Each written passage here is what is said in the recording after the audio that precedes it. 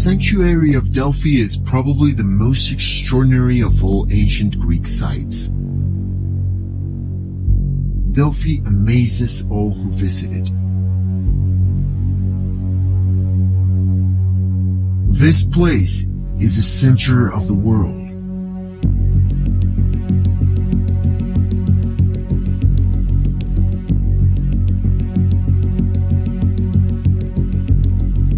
The ancient Greeks called it the omphalos, which means the navel of the earth. Zeus, the father of the gods, wanted to find the center of the universe, so he sent two eagles flying from the opposite ends of the universe. And the place where they met was Delphi.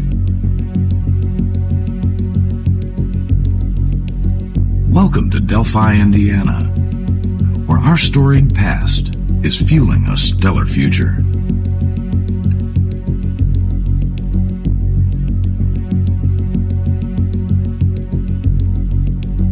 Whenever and wherever human beings endure suffering and humiliation, sometimes we must interfere.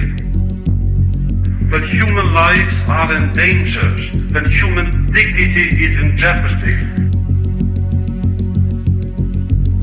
wherever men or women are persecuted, that place must, at that moment, become the center of the universe.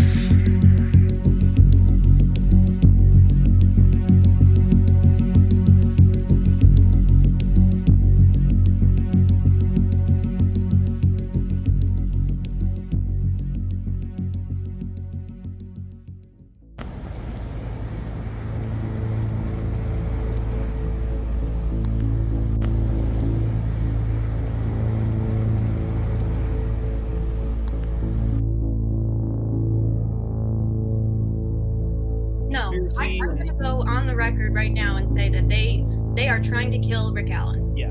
They want him to die. Yeah.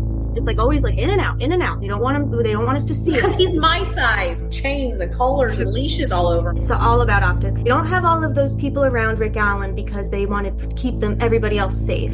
They don't want us to see Rick Allen. They don't want us to look at Rick Allen. They don't want us to see his face and his eyes. Remember when he came in June and he was all doped up and he was dissociative and he was experiencing psychosis from being tortured and starved and sleep deprived and probably withheld his medication. All of these things that they were doing to him so that he would show up looking like a zombie and couldn't protest or assist in his defense. Guess what? The eyes of the world are on them. They're not allowed to do that to him anymore, and they have tried to break him. And Rick Allen, he's not going to break. He has done a year in solitary confinement. A year. He's on the upside of things. Like if he's still alive, he's getting better every day. His attorneys get thrown off the case, and he turns to his wife and he says, "It's okay.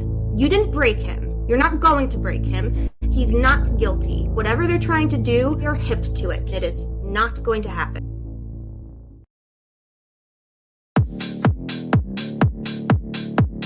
Do you have any idea what their defense is going to be, given the fact that the judge has basically taken away their defense? Am I the only person in the world talking about attacking the timeline, Do you have any idea what their defense is going to be, given the fact that the judge has basically taken away their defense? Like, am I in crazy? Challenge the timeline of the murders. Talking about attacking the timeline. What's the strategy today? Winning. Whose motherfucking hair is that? What's the strategy today? Winning. The consensus has been challenge the timeline of the murders.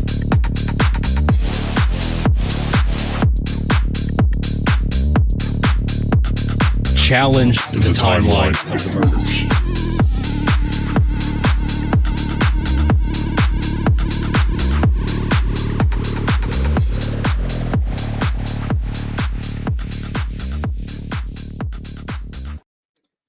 What's up, y'all? Hi. We're back. We are back. Odin drift like a motherfucker. Hi. How's everybody doing? Man, what a day. Does it feel like it's been a really long day? And I didn't even have to go anywhere. Hi, Judge Jessica. Woman doing a shot. Why am I so blurry? I feel like this happens a lot. Let's see if that helps. Woman doing a shadow ban. Hello, love. Weird cat. 11 p.m. Oh my god. I know. It's really late for us old folk. Hi, Michael Miller. Hi, Cat. Christ, that's late, but I really want to see this. Sleuthy, if you're still awake, you're a champ. You're a champion. I know it's like way past bedtime. DB is going to do amazing. I know it, friend. You're brilliant, dude. Says Mwadong.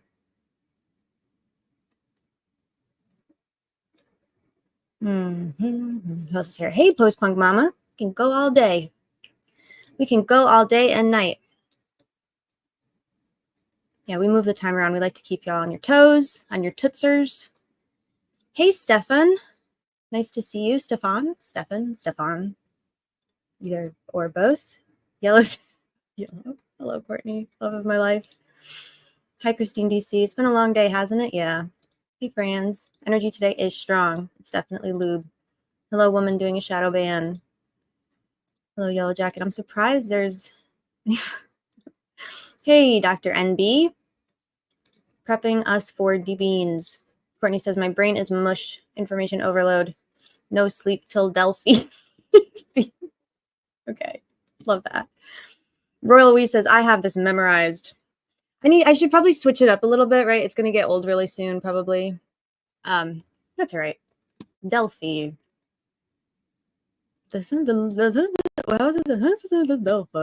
Delphi.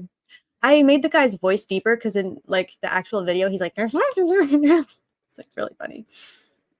Oh man. Hey, Estrella. Welcome. Oofalos. Dougie says, don't bring the Greeks into this shit show. I know. So I posted, I don't know if you've heard this, if people have heard this story a million times, I'm so sorry. But I really like that Elie Wiesel quote about the center of the universe. So I was like, I want to make like a video about that because like we're all outsiders. Some of us are from Indiana, but most of us are outsiders and we get bugged a lot about like, why do you care? And I just think that quote really encapsulates like why we care and why we should care. And then somebody messaged me. They're like, that's so funny that you like, oh my God, that's so wild that you chose that quote because like Delphi's the center of the universe. And I'm like, huh? And they told me that the ancient Greeks, like Delphi, literally, it's like whole shtick in Greece, ancient Greece. It's like the center of the universe. And I was like, well, that's weird. Anyway, all of that to say, hi, Dougie. I love you. Hello, Hammy. My ham sandwich, whom I love. It's not attacked. Attack the timeline. Our color scheme was really good that night. The night where we're screaming at whomever. Hey, Tommy. No panties Friday. No panties Friday. Good, man. Yeah. I like that. Hi, Veronica. Woman says, I feel pregnant. Veronica asks, is there court tomorrow? So Judge Gold has decided that she's going to hold court on Saturdays from 9 to noon. This woman needs her blood sugar checked. She needs all of her levels checked. She needs everything checked. I don't know what's wrong with her. Dougie says, I'll break the fuck up. Hi, Ashley. Good to see you. Hey, party UV5. Nice to end with you tonight. It is nice. Rocking the hard beats. Hey, Harry Balls. Nice to see you. I'm so irritated. Same. I'm irritated, but I'm also, I'm not so irritated. Courtney says I'm not allowed to complain anymore. She says that I've been too negative lately. To which I said, kiss my ass. No, I'm just kidding. To which I was like, fine, fair point. Hi, Kokomo. Nice to see you again. Hello, Just Deb. Watching from bed. I would be in bed too if we weren't doing this, but I'm in my chair, so it's like the next best thing. Hey, Thomas Scott, here, Thomas Scott, this is for you. I don't know if you saw this. I was trying to respond to you in Andrea's chat, but I wasn't sure if you were seeing my messages, so I just put a response to you in the chat, Thomas. We can talk about Andy saying he was attacking the timeline. Ange talked to Sleuthy. I gave her the info. Okay, I will do that then, Thomas. No problem. Someone just said something interesting. If Alan is found guilty, he will appeal and win that and get to sue for double the amount he would have gotten if they were to concede and drop the case. Interesting. Indiana wants me. Lord, I can't go back there. Cook him out.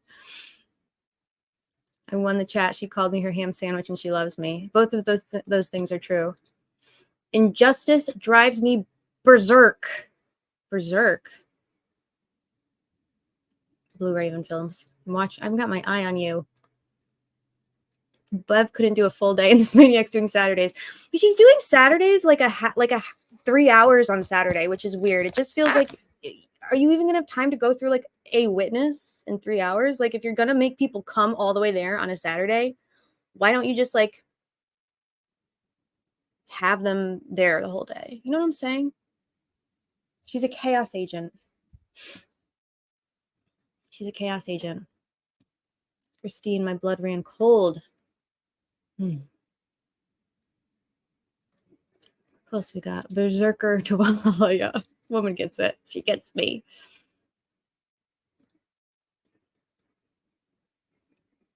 Someone joked that maybe Gull has a secret crush on. But yes, I saw that. Who was that? Who was saying that?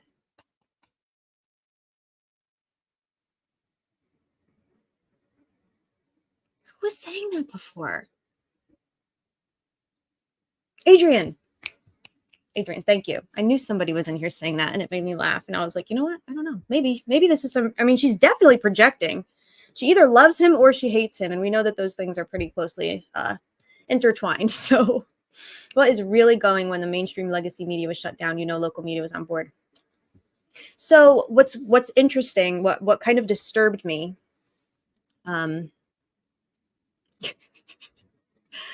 Oh man. What disturbed me though was Andrea mentioned in her live that so we know that after trial each day, Judge Gull is making the exhibits available to the media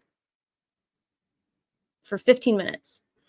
However, they're public exhibits, so anyone can view them. I don't know that her order says like media in accordance with Indiana. I don't know what she said. But whatever. So Andrea went after trial, as she is a legal professional criminal defense attorney, providing reporting and analysis on this case. She went to look at the exhibits after, and she said there was a little bit of gatekeeping by the media, not like to her specifically, thank goodness, because that would have been a bad time for them, I think. But they basically were like, well, you're not media. They were like throwing a fit that people other than the media were looking at the exhibits. And it's like, that's very interesting. Maybe the media is not fighting back because they have yet to lose their access. Like, I was watching reporters today report inaccurately on what happened to those 4, the Associated. I tweeted all 4 of their names out earlier. Andrea listed them off, which I thought good. We need to know who they are so we can support them. But I was thinking, like, watching the rest of the media, specifically like the Indiana local media reporting on that situation, and basically like putting all of the blame on the reporters, like they weren't. And I wanted to be like, she's coming for your camera next, chickie. Like, keep talking, keep gloating. You're going to lose your access next. Are you going to care when it's you? Probably. Like, why do we have to wait until we are personally impacted to care? The media doesn't like being treated like the public, even though they are the public. They represent us. They're supposed to be fighting for access for us. And yet they only seem bothered when they lose their individual access. And local media seems to have a stranglehold on access here. And that's not all right. I don't very much like that.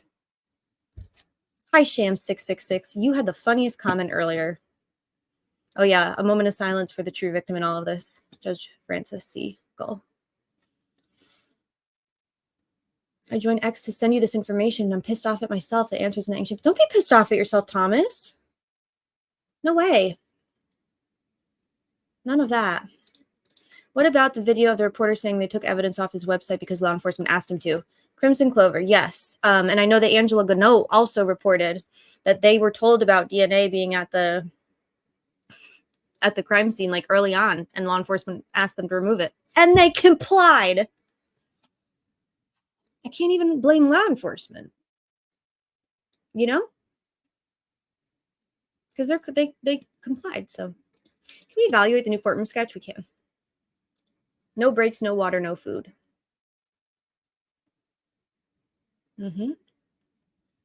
The sketch had Rick like, I thought he looked very nice. I thought that sketch was a courtroom sketch.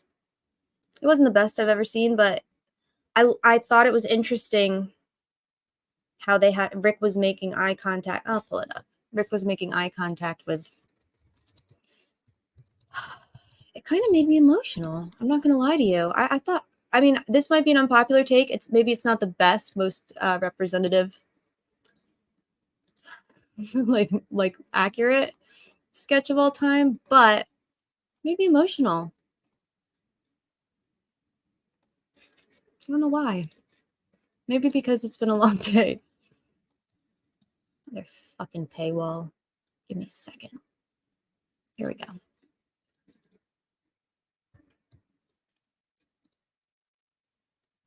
Man.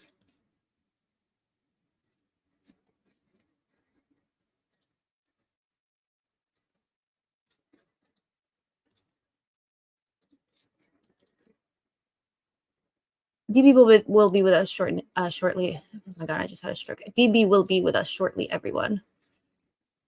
He is wrapping up the final touches on his masterpiece, and then we are going to talk about bullets. How about the family keeping Derek a county mile away from a microphone or a camera for 7 years? And then having him testify in front of a courtroom for his public speaking debut. Good plan. Dougie, I miss you so much. I've missed you so much. That's so true. Weird. Yeah. Interesting. Oh my goodness. That's a great point. That's really funny. Lord. Yeah, his testimony was very interesting. I thought that was very interesting.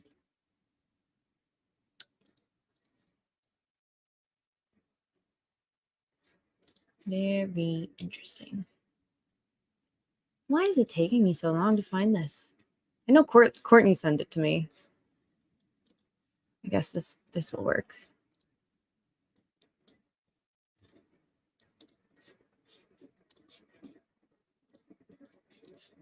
Everyone see this? Yeah. Oh, gotta make it bigger. So this is our first and only courtroom sketch that we got today. Now, again, this is not a bad sketch. That's what it is. It's a sketch. It's something that I would expect to see in like the New Yorker, like not even, I don't know. Not to dunk on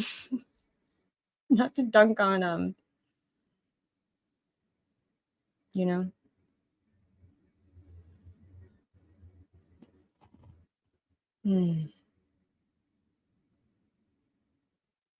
She's really mad at News Nation because of the video last night. Who is really mad at News Nation? Gull? Too fucking bad.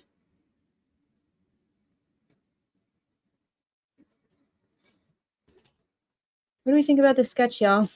It's the coloring for me. A sketch is not a photograph. It is hammy. That's a great way to summarize. It is a little goofy. Not even comic quality. But look, Rick, to me, Rick looks sincere.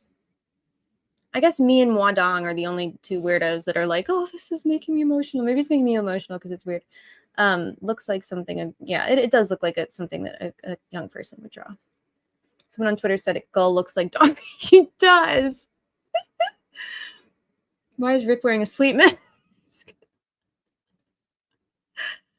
Oh, I think what we're looking at is Rick finally able to wear his glasses. He hasn't been able to have his glasses for 2 years almost, and now that he's not in DOC anymore, I guess we've seen him with glasses. I need some editing where they zoom in Gull's face in the courthouse sketch and put in Vine. It does look very Calvin and Hobbesy. Indiana. The artist is actually a caricature artist in Indiana, which is kind of well, then that makes sense. Then this is perfect. Then this is perfect and what we would expect of them. Why do we have a caricature if we don't have a, well, whatever. What do I care? It's better than I could do. I don't hate it. I'm gonna be honest. I don't hate it. Does look like a sleep mask. So, as long as DB does not protest, I thought it might be good. Let me see. Can I play this Andrea clip or should I wait?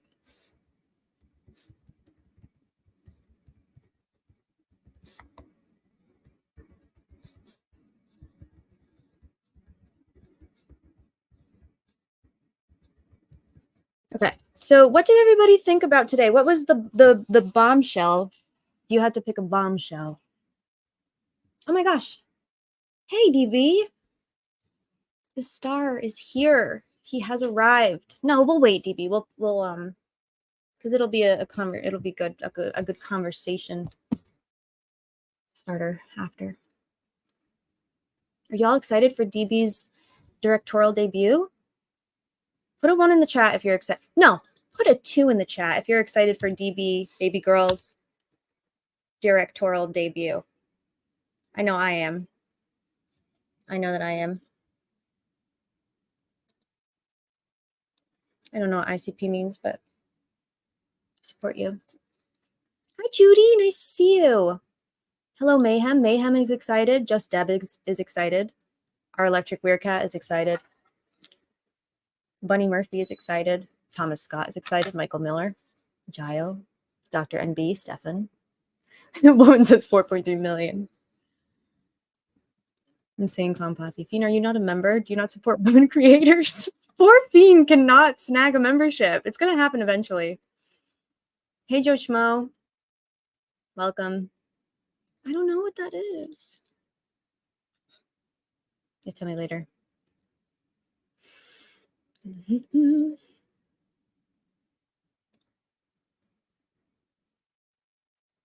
Did we lose yellow? 40 caliber Smith & Wesson. Wait, buddy. What is unique about this round? Well, you ready? Yeah, why not?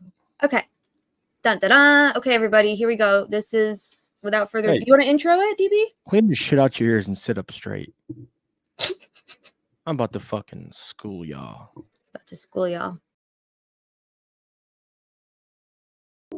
Absolutely nothing. A 40 caliber Smith & Wesson. What is unique about this round? Well, absolutely nothing. That's kind of the point. Because of how unremarkable it is, it's actually quite common. It works with all kinds of guns. And I mean all kinds.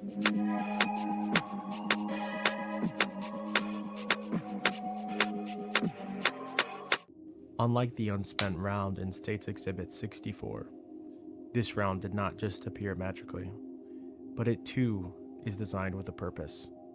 That purpose was discovered far before it ever existed. Its origins trace back to April 1986, Dade County, Miami. Two violent bank robbery suspects, William Russell Maddox and Michael Lee Platt, are confronted by the FBI, leading to one of the deadliest days in FBI history.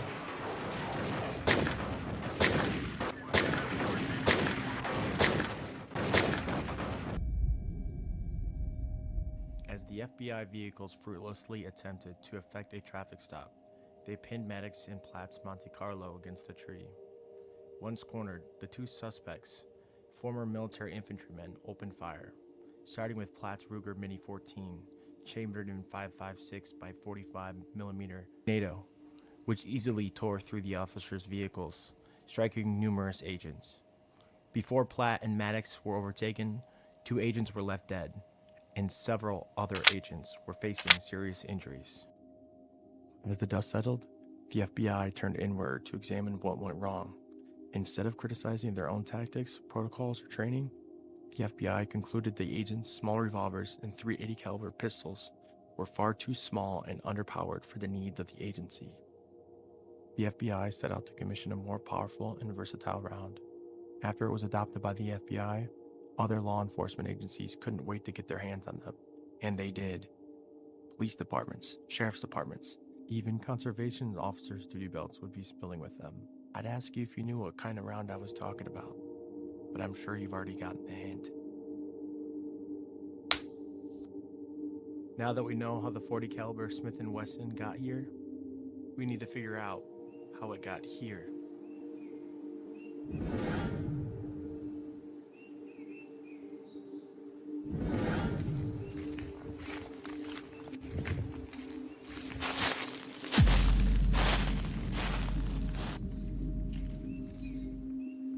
Here happens to be north of the life that flows through Deer Creek and due south of the gates where all go to rest. Here lies a tiny piece of evidence, stuck between two worlds, holding up a railroad like a concrete column, fashioned to never buckle.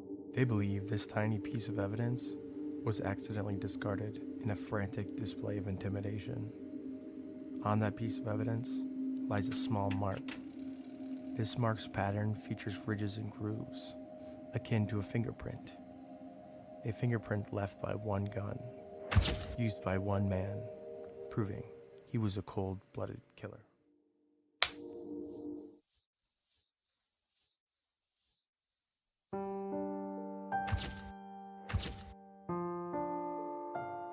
Part 3.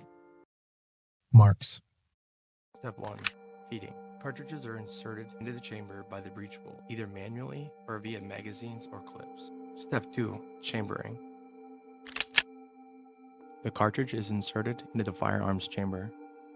The breech bolt mechanism securely locks the cartridge in place in the barrel, ensuring the safety and proper timing for firing. For a semi-automatic pistol, this is when the firearm is taken off safety. For this particular pistol, there is not an individual safety. The safety is in the two-stage trigger and the decocking mechanism. Step 4. Firing. Pulling the trigger releases the firing pin, which strikes the primer, igniting the powder, and firing the cartridge. Step 5. Obturation. Upon firing the round, the powder inside of the cartridge applies approximately 40,000 pounds of force against the brass casing. This presses the casing against the chamber, creating a seal. This ensures the energy from the propellant is exerted on the bullet, sending it forward out of the barrel. Step 6. Unlocking. The mechanism reverses the locking process, often in conjunction with the beginning of the extraction process. Step 7. Extraction. The fired cartridge case, now expanded, is slowly, then more quickly pulled from the chamber, facilitated by its rim or groove. Step 8. Ejection. The extracted cartridge case is forcibly ejected from the firearm by a mechanical action, clearing the way for the next round. Step 9. Cocking. The firearm's hammer or striker is cocked by the action of operating the bolt or manually, setting the stage for the next shot. The story on toolmark evidence is actually told by looking at what's underneath the frame of the weapon. These small parts all affect how the firearm is shot and operated. This animation starts with one full cycle of fire. For a hammer-fired pistol, the trigger pulls back the hammer, and as the trigger fully activates, the hammer is released and strikes the firing pin. The force of the firing pin hitting the primer ignites the powder inside the cartridge. But wait, we need to pause. We need to go back and look at one of the most important parts of this whole process. And to do that, we must look at what's going on inside of the chamber. We need to switch perspectives.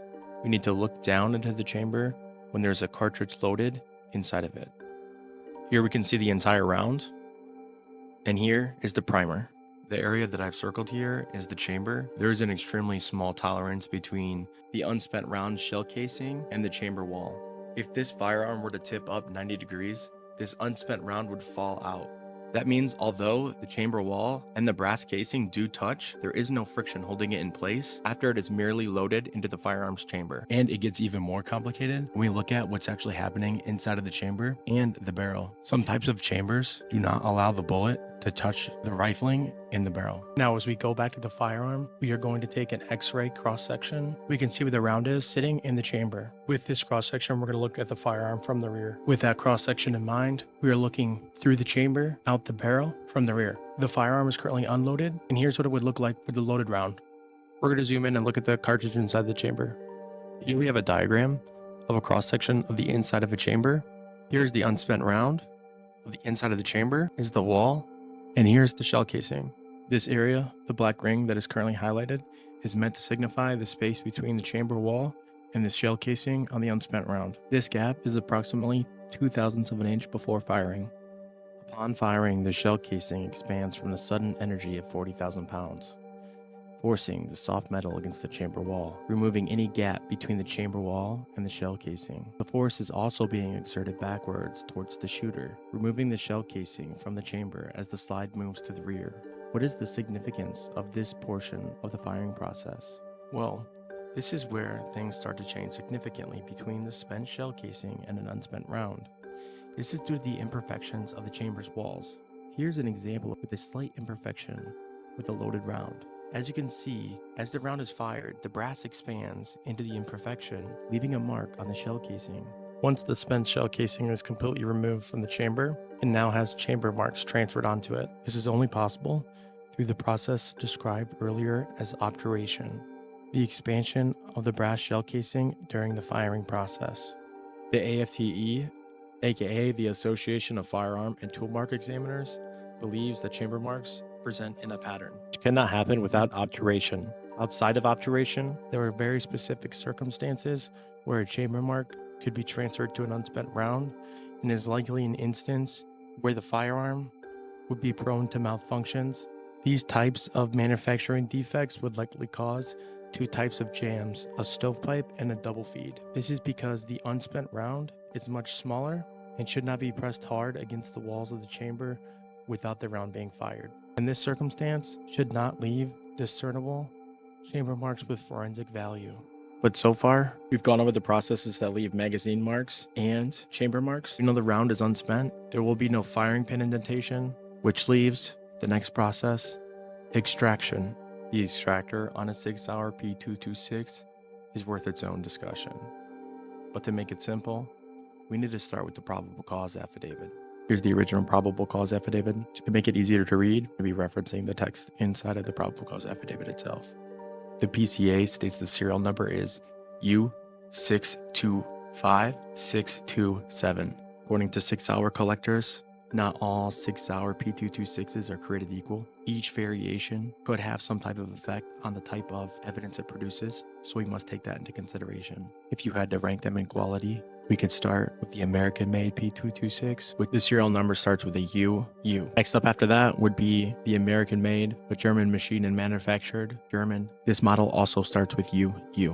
And by far and away, the highest quality of the group, made and manufactured in West Germany.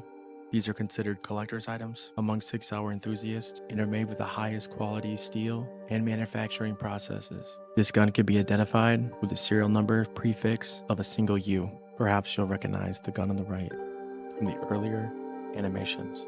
Things are not always as they appear, but when there's not much to look at, you can see one thing very well, and this changes everything.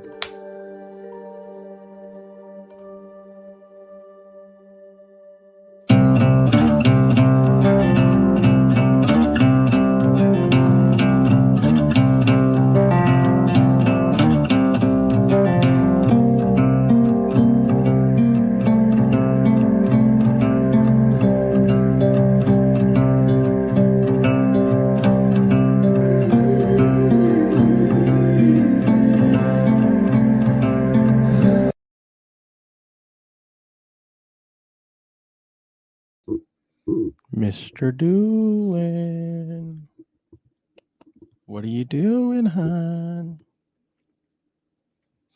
EB. I mean, we're getting there. I learned so much. What'd you learn?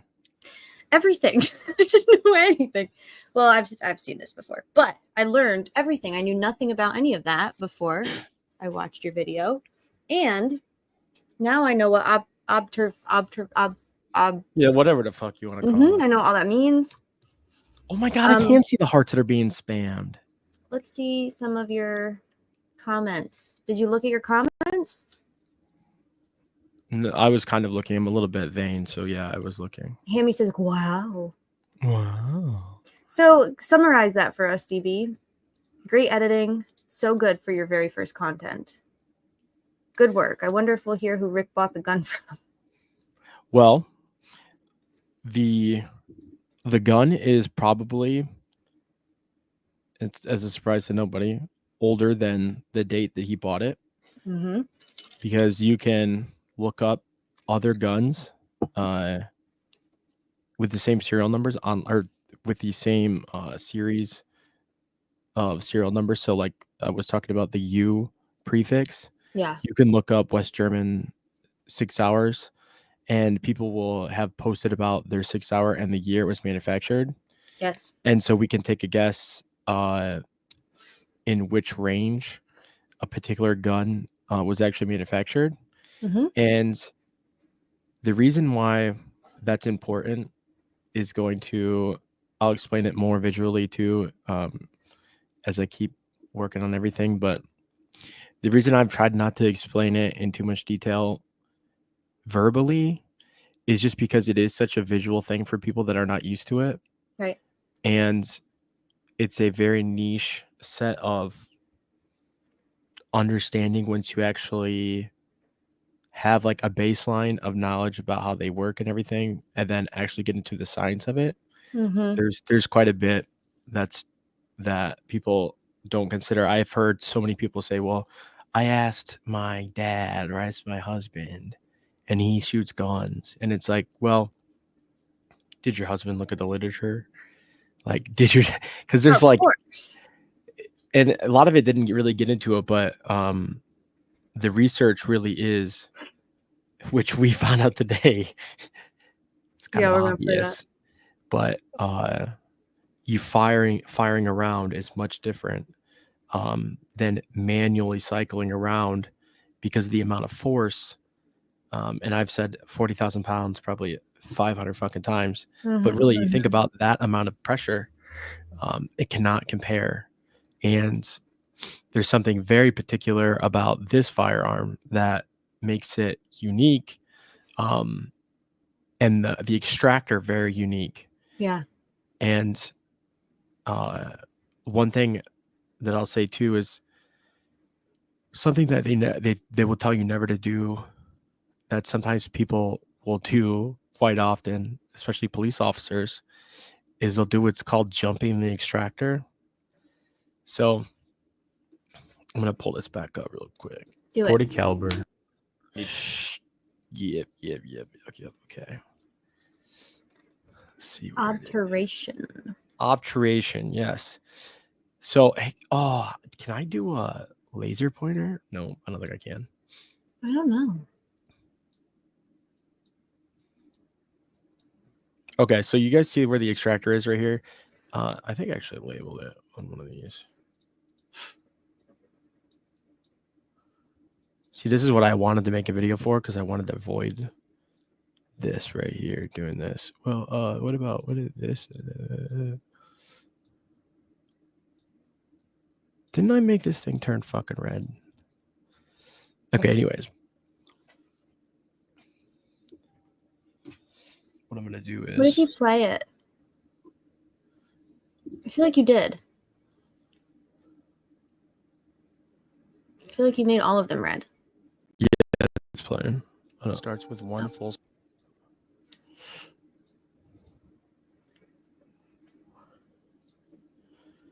Okay. This will actually work.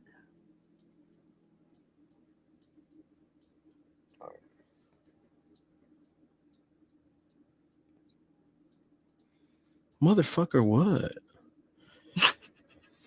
What is happening?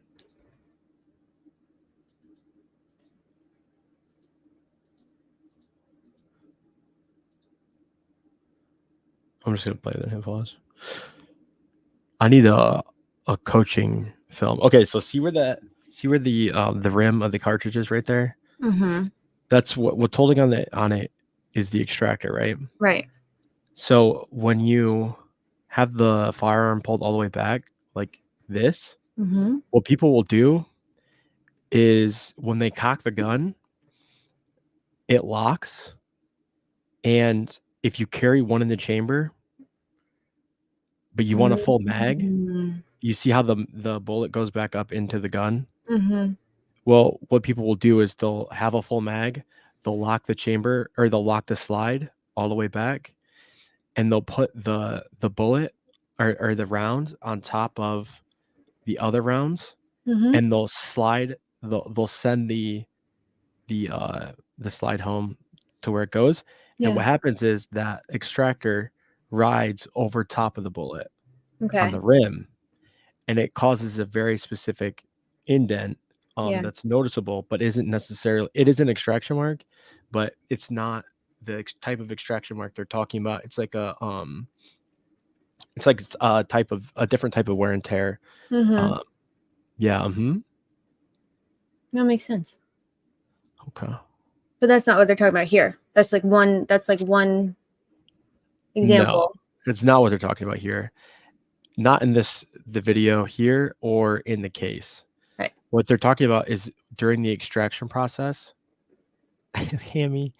During the extraction process, there was a mark left, and you wouldn't say that clipping the rim of the cartridge with the extractor would be the extraction process. It's the feeding process. Mm-hmm. So why did they jump it though? Okay, do it again, because I'm gonna pull I have something that I can draw on. I'm gonna pull up and share my screen in a second. What's the point of jumping the extractor? Yeah, I'll explain it maybe a little bit better with a visual draw. Yep.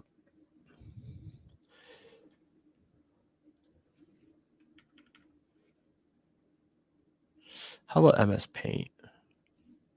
Who here's fuck? I know fucking Hammy's probably drawn some shit in MS Paint. That little freak. Forgot about MS Paint. I've showed you my talents in MS Paint. I've seen your MS Paint talents. They're very, very impressive. Very, very impressive. Okay, is there any other questions in chat while I pull this up about guns? I'm not in chat. Oh. Any questions from the chat other than Dougie?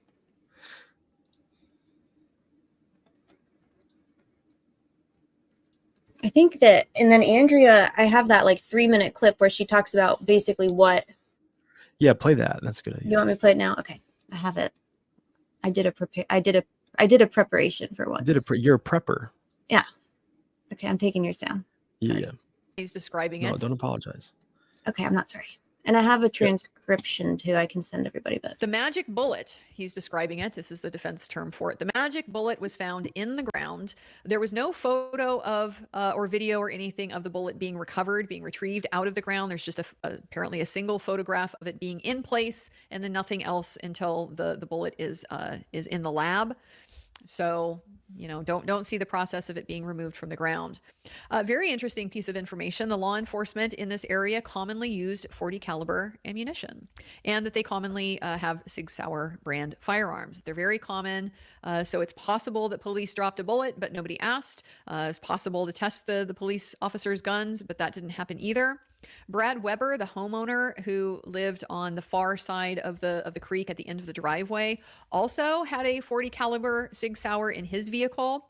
They tested that gun, and it was not excluded as being the source of the bullet. Now, this really just gets back to this whole issue with the ballistics that I've been going on and on about, since this case really captured my attention. Because if we are going to say the science is so good that we can identify this bullet as coming exclusively from Mr. Allen's gun, that means by necessity we can exclude the rest of the universe of firearms. They could not have produced it. Only Mr. Allen's gun can have produced it. But lo and behold, upon testing, we can't exclude this other .40 caliber Sig Sauer that happens to be in the neighborhood. Does tend to undermine the testing a little bit in my eyes. The test itself, he indicated they'll call Dr. Warren to be critical of the testing process.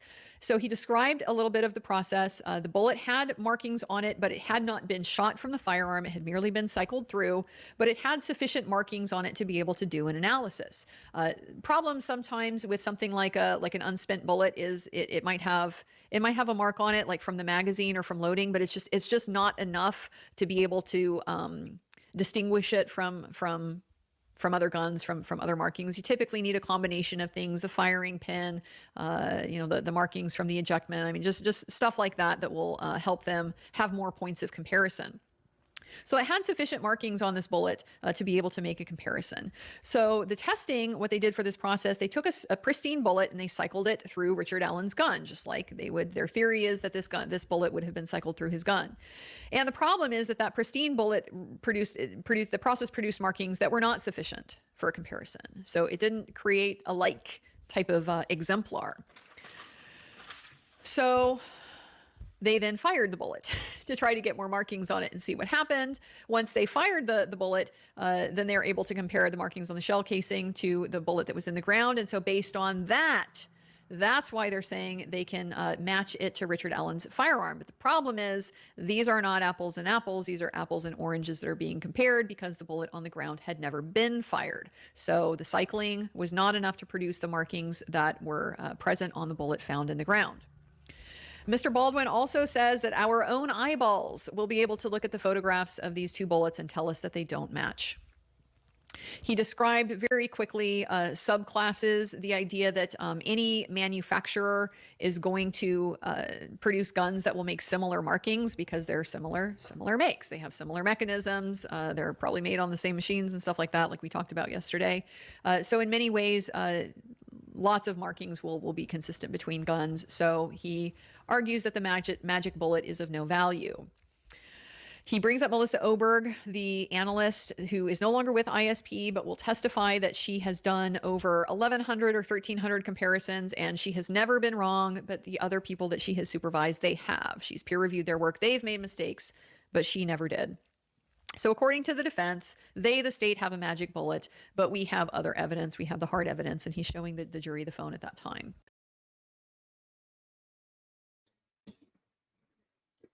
Wow.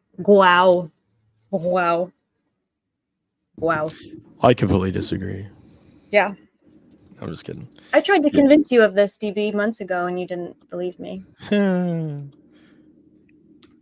Yeah, so, I mean, this is an issue with this type of evidence in general, is that it's not peer-reviewed scientific evidence. It's just that at one point in time, it was considered scientific because the community as a whole considered it scientific, and because it creates precedent that it's allowed to be considered. What? No, I said, sorry. Since it's allowed to be considered scientific one time, you have to disprove it being scientific or that somebody was misusing it completely. And in Indiana, that's just not going to happen. Nope.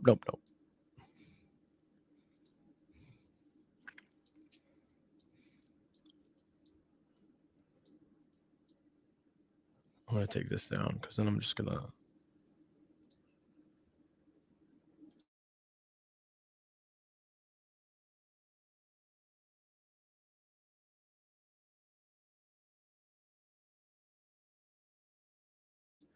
Yeah, so the idea that you can match an unspent round to a firearm is bizarre enough,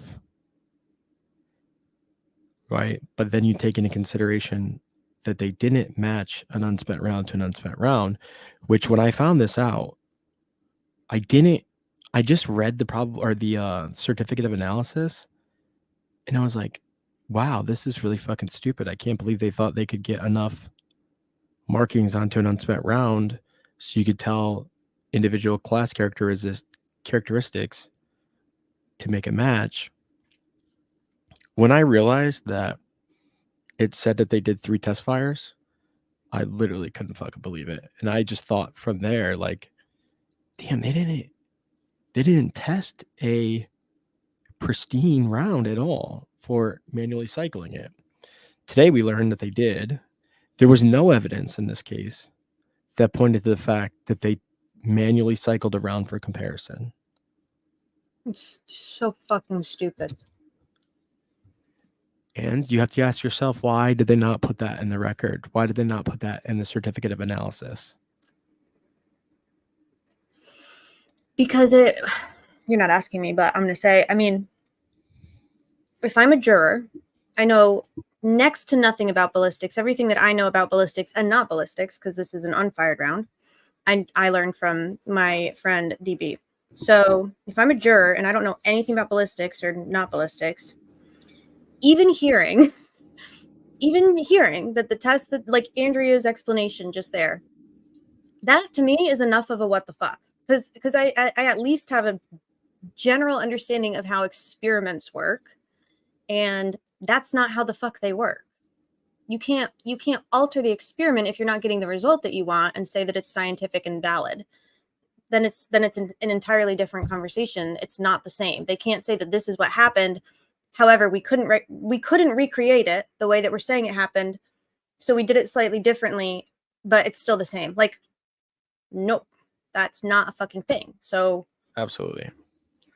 And there's a person that's willing to testify in this case that is quite experienced with doing studies and determining statistically what is valid and what's not.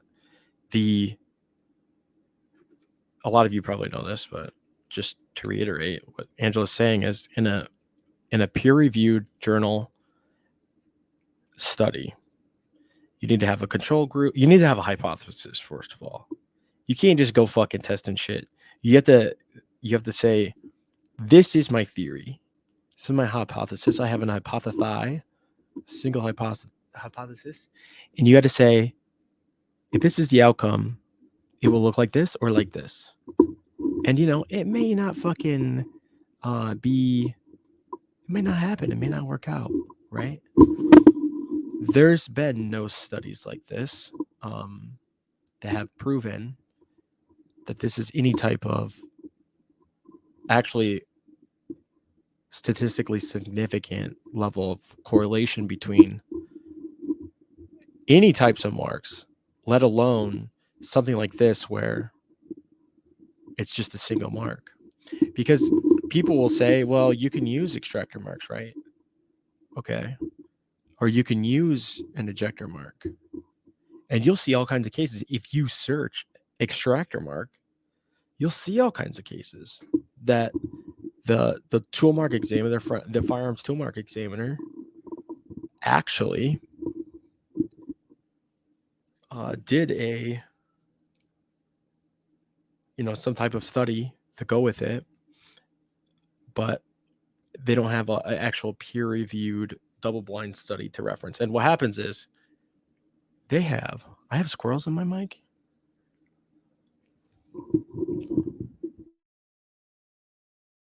yeah, you're in the submersible again. No. I know. How's Get it- out of there. How's this out now? Much better? Okay.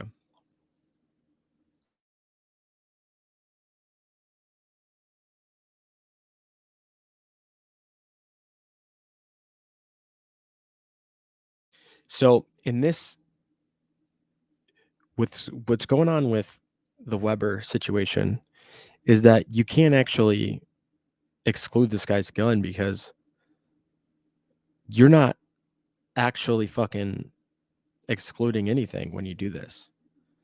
And an analogy I give for why they ended up firing this round to get the comparison is the old Karen Reed case. There's a reason why they didn't have a really good accident reconstructionist, the state of Massachusetts, right? Because you have to get this guy, Trooper Paul, to make this theory work, right? There was no way you're going to be able to get a discernible mark with any forensic value from manually cycling a firearm, a pistol with an extractor mark. It's just especially if you didn't send it over the barrel, or you didn't ride the extractor on top of it, which I have this app up. 1 second. I'm gonna take a little screenshot here. Well, and didn't you also say, so like the 40,000 pounds of pressure, is that what it is? 40,000 pounds of pressure, right? Is how much force when you're firing the gun, right? Yeah, that's what the amount of force that's being pressed onto the brass of the casing against the chamber wall. And then how much of that force is being sent back towards the shooter and into the slide. So when you shoot the gun, the slide racks back very fast and sudden. And those two interactions with a brass material and a very high grade, very hard tool steel extractor like this specific gun has, you're not going to scratch it that much. You just need more energy, right? Because the way the metals interact with each other are not just like AFTE, the Association of Firearm Toolmark Examiners. They don't get into that. They say, I'm going to put it into this machine. It's going to spin the breech, or it's going to spin the round, the shell casing, or the fired shell casing in the machine, and scan it. And then it's going to take other scanned shell casings, and it's going to generate a correlation value. That's not what's happening here. Melissa, what is you doing? Missy OB. She put the spent shell casing into a microscope and just did a microscope examination, which by the sounds of it, she didn't even need a fucking microscope because the shit don't fucking match. If you could see it with your eyes, that ain't right. That ain't good. Yeah, hence the need for. And so, like, this is why I feel like I'm really glad that you're doing this tonight, because she hasn't ruled on Tobin yet, which is crazy. Truth Seeker was in there today. I made it today. Welcome, Truth Seeker. Truth Seeker was in the fucking courtroom? I believe so. Right? Oh, Truth Seeker, is that what you said? I was there today. There were lies being told. Greeno was there too and not locked up. Yeah. Figures. Love that. Figures. Just have a fucking terrorist there. Yes. Awesome. I mean, would you want to go way outside of the fucking courthouse if somebody threatened to kill you? That's also unhinged. Nah. Well, so yeah, I'm sure that if she denies Tobin, and I think the reason that she's actually not made a decision yet, like, I think she's actually really thinking hard about whether or not she can get away with granting this motion in limine.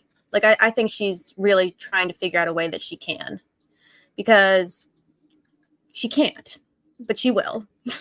But exactly. She will, even though even Andrea was like, that's like right there is like the most, I mean, aside from all the other decisions she's made and the other motions in limine that she's granted that could result in very real appellate issues, this one in particular, she feels is like reversible error, right? And I know it's subjective, but what is the difference between what Tobin does and what the state is trying to say that he doesn't? Like, you know what I'm saying? Like, why is Tobin necessary given everything that you just explained about the unfired round? Well, I'll say some of this stuff that Dr. Warren said, the defense expert that testified, I think today, right? Or yesterday? Yeah, yesterday.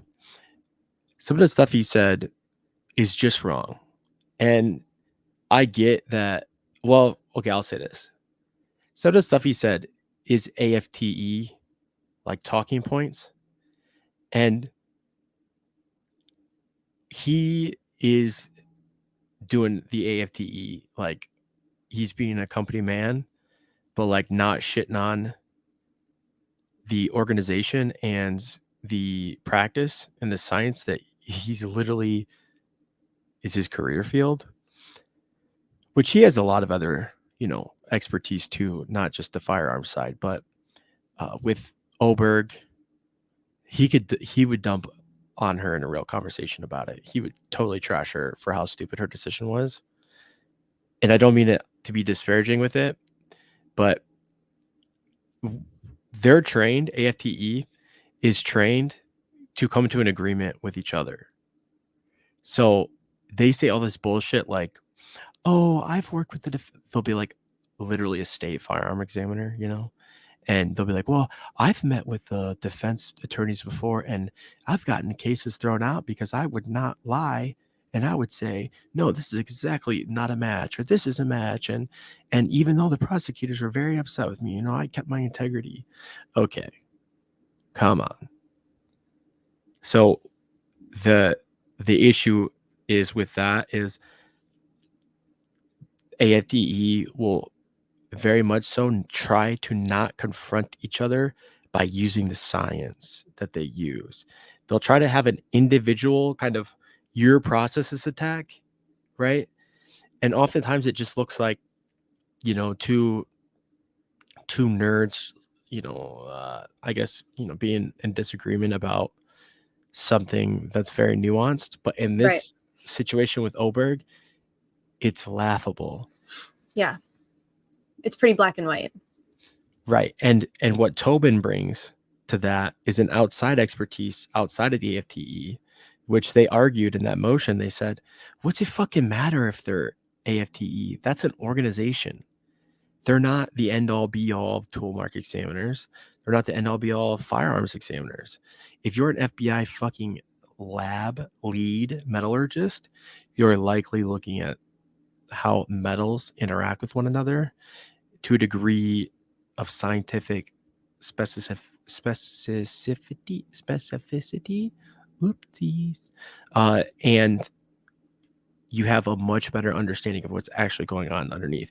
And I like have this idea in my head that I can find the perfect analogy, but I just keep missing it. Like to explain, it would be like, let's see, somebody changing your tires, right? And then there's something wrong with your tire and you're not sure if you need to get it fixed or not. And there's a tire engineer there. And the tire guy's like, well, I'm fucking changing the tires. I work for Napa. I'm going to change your shit. You know what I mean? And the engineer's like, no, or I'm not going to change this tire. But the engineer's like, no, you need to change the tire. Like, this is the rating of the tire. It's got XYZ 1,000 miles on it already. It's, you know, wearing in this pattern. And, you know, these types of forces exerted on it could be extremely dangerous. So they're saying that he's not qualified to be a tool mark examiner, but like, is a tire engineer somebody that designs tires for, say, what is a fucking tire brand? Oh my god, I don't go outside enough to even think about it. But he's not trying to be like, okay, maybe he's not, but he's actually a better expert than the state. Like the state's trying to disqualify him because he doesn't fit into these parameters, but those parameters are inappropriate. Like for what they're trying to. So it's Andrea said it was basically like as she was watching the state argue yesterday during jury selection, it was like this intentional misunderstanding, but it's not genuine. It's not genuine. It's like an intentional misunderstanding of very simple concepts. Like maybe he's not a firearms expert as they would, you know, whatever in accordance with their standards, but he's a metals expert, and that's way more applicable to what they're trying to say occurred here. So it really is like comparing apples and oranges, but like the state is the one misrepresenting, and yet they're trying to say that the defense, it's so insane and stupid that it makes me feel a little bit crazy watching it unfold. Yeah, I mean, it is absolutely insane that they even could say that Tobin is not qualified to talk about it. And they're literally saying in these motions, if you have it, you can pull it up and I can walk through it. But they're saying that dude am I still fucked up? You know what? You're okay now. It's kind of like doing it'll do it every now and then. It sounds like you're like rubbing it or something. Oh, I was moving it a little bit. Oh, okay, there you go. Starting to droop down a little bit. That's probably why, yeah. But which one did you want? The most recent, like the defense, their objection, where they go into like why he's relevant? No, let's start with the state's motion. Okay. Yeah, Torsol, I was fucking rubbing it, dude. Don't you have some journalists to go bully on Twitter, Tor? Man.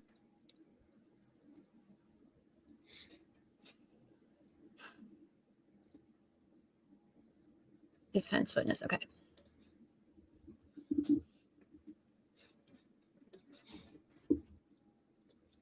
You gotta just tell me when to scroll. This one, right?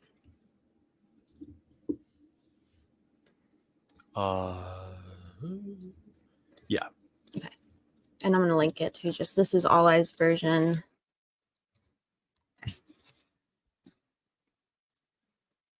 Okay.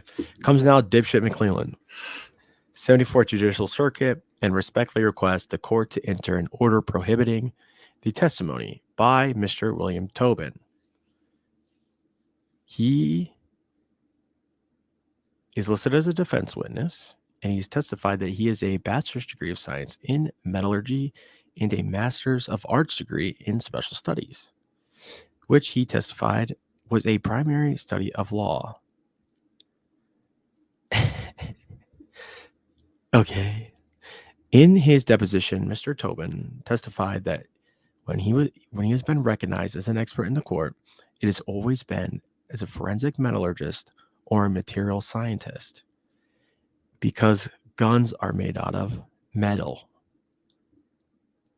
And just so you know, they're not saying that he's not a firearms examiner or a firearms expert. They're saying he is not part of the Association of Firearm and Toolmark Examiners. So Which shouldn't even matter, right? That's not Right. That's like saying that because somebody's not board certified, they're not an expert. Like that's really not an appropriate way to measure their expertise. Yeah. I mean, I think in court that goes a long ways, right? For certain disciplines, like a pathologist or a forensic pathologist, right? I think we've seen that in the Karen Reed trial too, but if you're a board certified forensic pathologist, I think you get a little bit more weight to your testimony than maybe somebody that's not. And that's not necessarily the best thing in the world either. But yeah.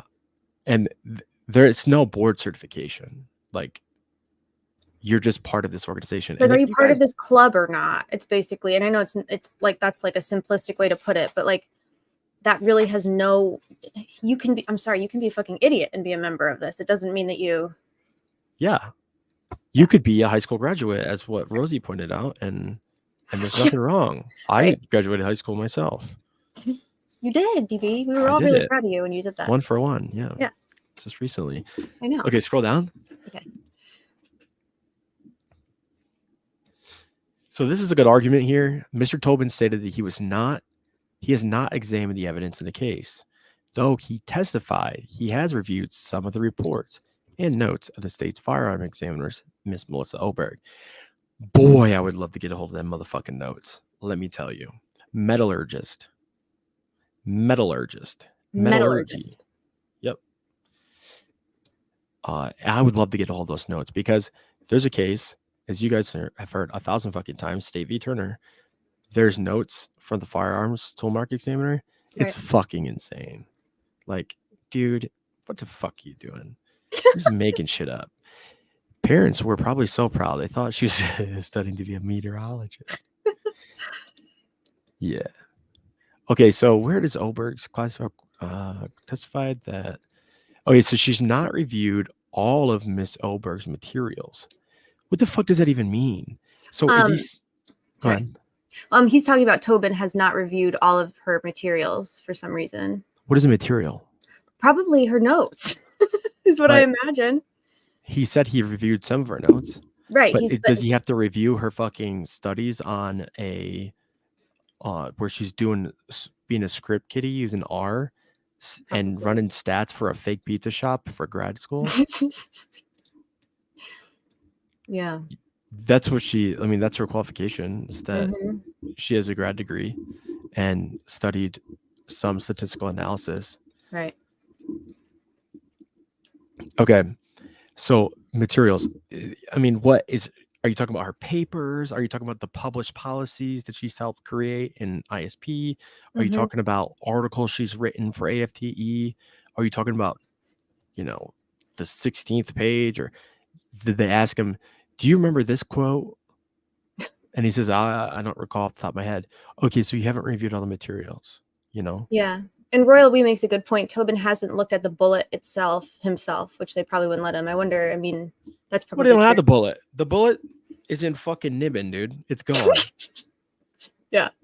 Yeah. Can you say what that is for people that don't know The what that National Integrated Ballistics Information System Thank or you. network. Fuck. Yeah.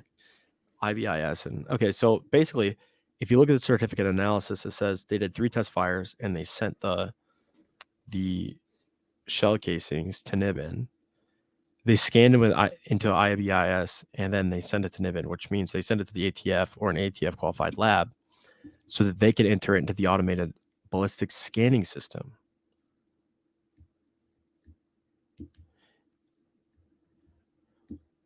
So, yes, there you go. The National Integrated Ballistics Information Network, Nibbin. So, if you ever watched Forensic Files, which was a big fan of when I was fucking 13, right? I was like, oh, did you say succinylcholine? I'm going to find some succinylcholine and kill my brother with it. Oh, shit. So, if you're a big fan of that show, you'll see it on there all the fucking time where they're talking about there was an automated match in Nibbin. Forensic Files lie. Thank you. You guys know. Well, some of you guys know. I have done a meta-analysis on Forensic Files because I used to love that show, like I said. And they lied. They lied to me. Unfucking real. Truth Why'd they do seeker, that? yes. What you said? Why'd they do that? Because true crime is perverted and it's not a real thing. They lied to us, guys. Yeah. True crime's not real. It's horrifying. Why are we doing this to people? I don't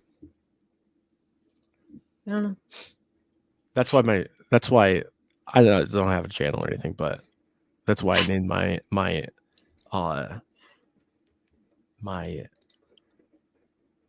burner account True Crime Audit. Mm-hmm. You gotta talk shit a lot of true crime channels. Mm-hmm. And it's not necessarily, I know you can't do a meta-analysis on a TV show, but you get what I'm saying. I studied the TV show. But so it's not because I love true crime. It's because I used to love true crime and now I'm like thinking about it critically all the time. Nibbin, MDI. So silly. I want to do like a layman term. So basically, the way that I understand it, the reason they're bringing Tobin in is because the state is trying to argue that the let's just call them the scratchies on the found unfired shell casing round at the crime scene. The scratchy marks on that match were made by Rick's gun, and the way they know that is because allegedly they're trying to say that they compared another unscratchied gun that they cycled through Rick's gun. They didn't broadcast the fact that they fired the non-scratchy bullet as well, but they compared these two bullets and they basically have the same scratchies is what they're trying to say, even though that's ridiculous. So Tobin his expertise is metal, and the scratchies come from metal scratching metal.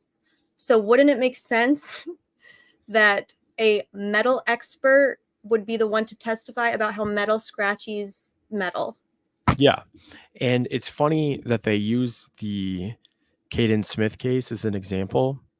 And shout out to TT for getting me the motion to eliminate in the Caden Smith case. But The motion to eliminate that got Tobin off that case, the Indiana triple homicide case, it was just, they like said basically Tobin was duplicative, and they're just throwing this kid away, dude.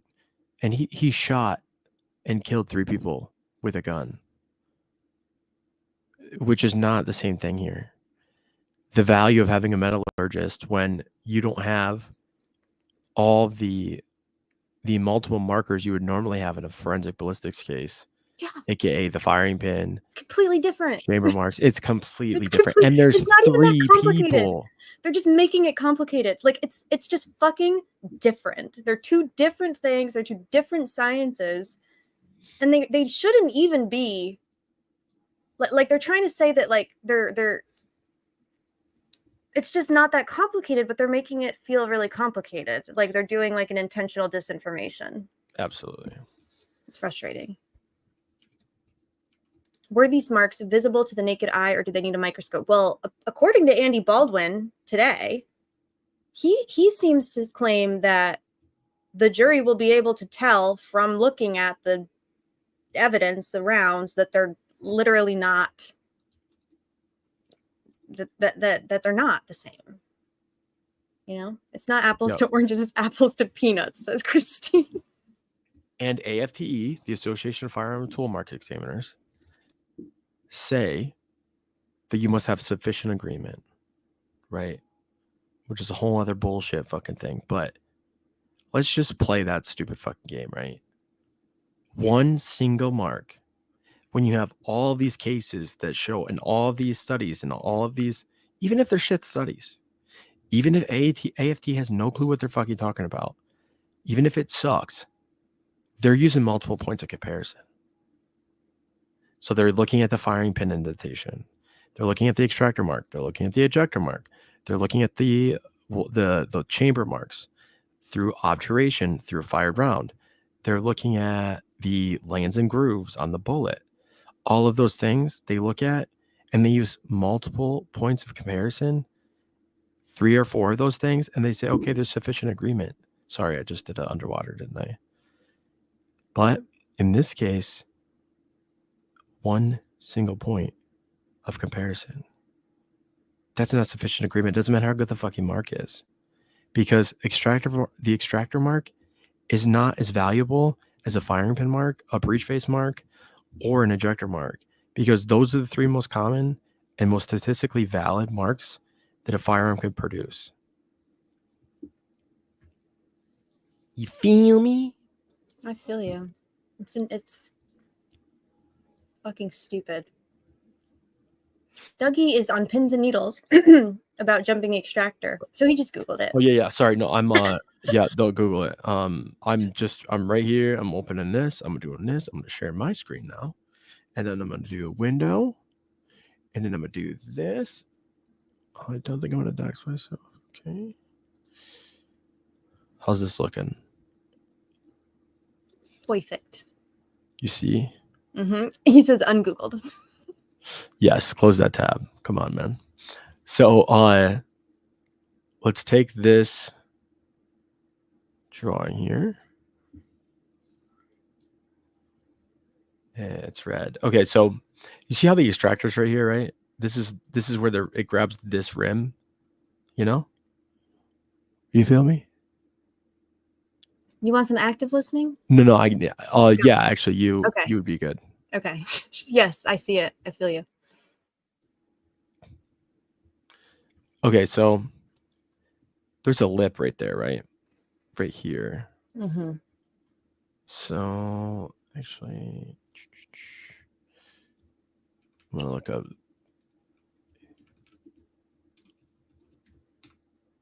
Now, as you guys will see, this is a 9mm parabellum. It's chambered in 9mm. Just so you guys know, SIG P226, you can just chamber it in fucking 9mm if it's a 40. You could just do that. You can just change the fucking extractor if you want. You could do a crime with the extractor and then put your extractor in another gun if you wanted to. Jeez. But that would be fucking stupid, because you shouldn't be matching a single point of comparison to a fucking extractor. So it would be the dumbest way ever to set somebody up. Right.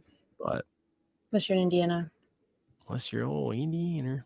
Okay, check this out. You see that? That's the top side of an extractor. That's probably not really that instructive if you don't know what it is. How about this one? That's better. Okay, so this is actually kind of the wrong side, actually.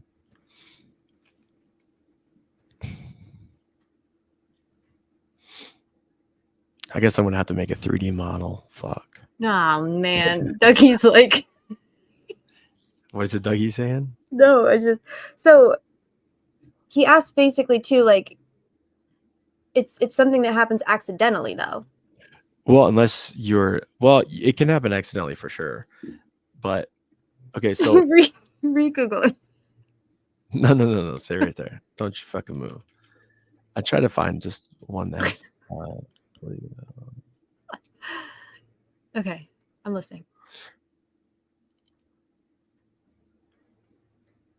Okay, so say the round is the rim of the round goes right here like this. This might look like a phallus, as Dr. Brucata would like to say. See this? That's the primer, right? This is the bullet that looks like penis. Uh-oh. See how that it's kind of got this shape to it where it's gonna grab, right? But to grab from the top, this part right here has to jump. So like, can I move this? No. Ooh, you see that? Mm-hmm. So it would have to go boom up and then into the ridge. Got it. Boom up and in the ridge. So what happens is it'll clip it and then grab it, which takes a chunk out of the round. Right. Now you would do that not down here, but if you put a round in the top. So say that your magazine is full, which your magazine is this, right? These are your rounds. Say that you can hold 10 rounds in a mag. That means you can hold 10 plus 1. Right. Because you could put one right here. Mm-hmm. Right? And then you can send this thing. Oh my God. Got it. You could send this thing home and it would go bloop, bloop in there, right? But then the extractor would have to jump it into the rim. Okay. So what you should do is you would load it just like this is loaded. Boom. Send this home. It will grab this and shove it up in here this way. Dude, I feel like a basketball coach right now. And then you take the mag back out and then you put an extra round in it and then you reload it. Oh man. That was actually very helpful, EB. Your Microsoft Paint explanation.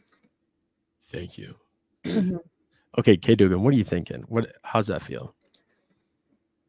How you feeling about that? You got it? You got it? Anybody else?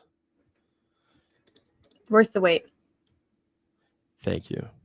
What can I say? It was it was a misfire. No, it wasn't a misfire. It was an unspent round. They would label it a misfired round. Right. It wasn't fired at all. He didn't even try to fire it.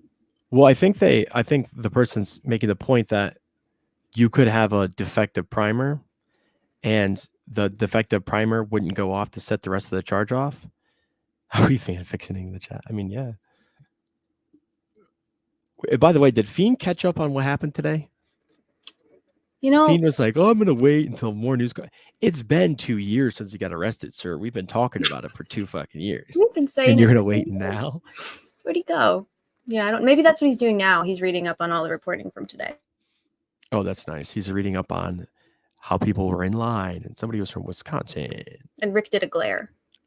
Did he? I didn't hear the glare. There's a new glare out. I don't think he did a glare. I think he did a there was one thing that they mentioned that I appreciated, and it basically is going to take me a second, so never mind.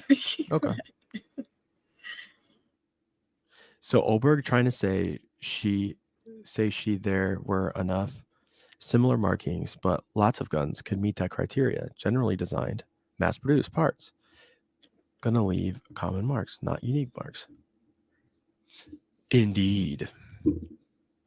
And the German 6-hour is a finely machined Oh yeah, firearm. you would think so. You would think so. West Germany, Yeah.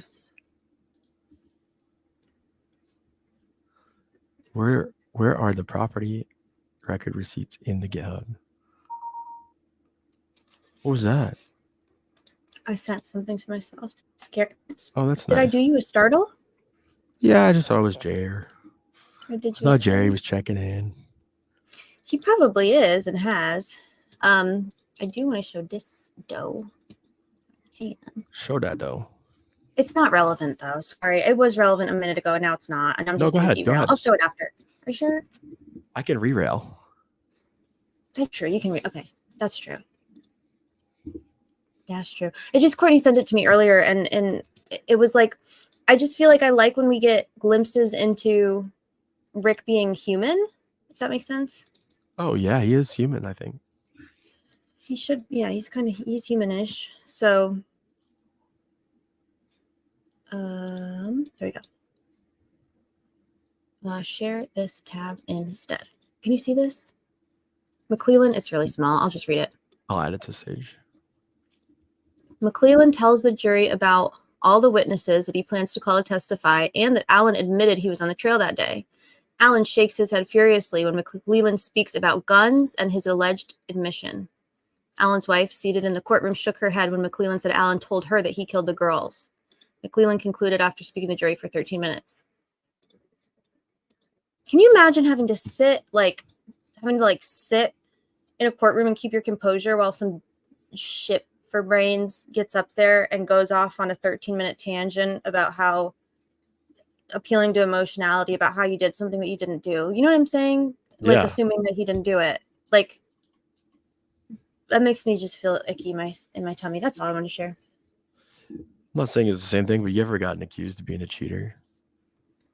Yo, yeah, by like a partner or something. Yeah, and you're like, I didn't fucking do it. Mm-hmm. And you're like trying to but what explain can you everything. do though if somebody has decided, Right. And it's like, how did they find out, I was so careful. I was this very fucking careful this time.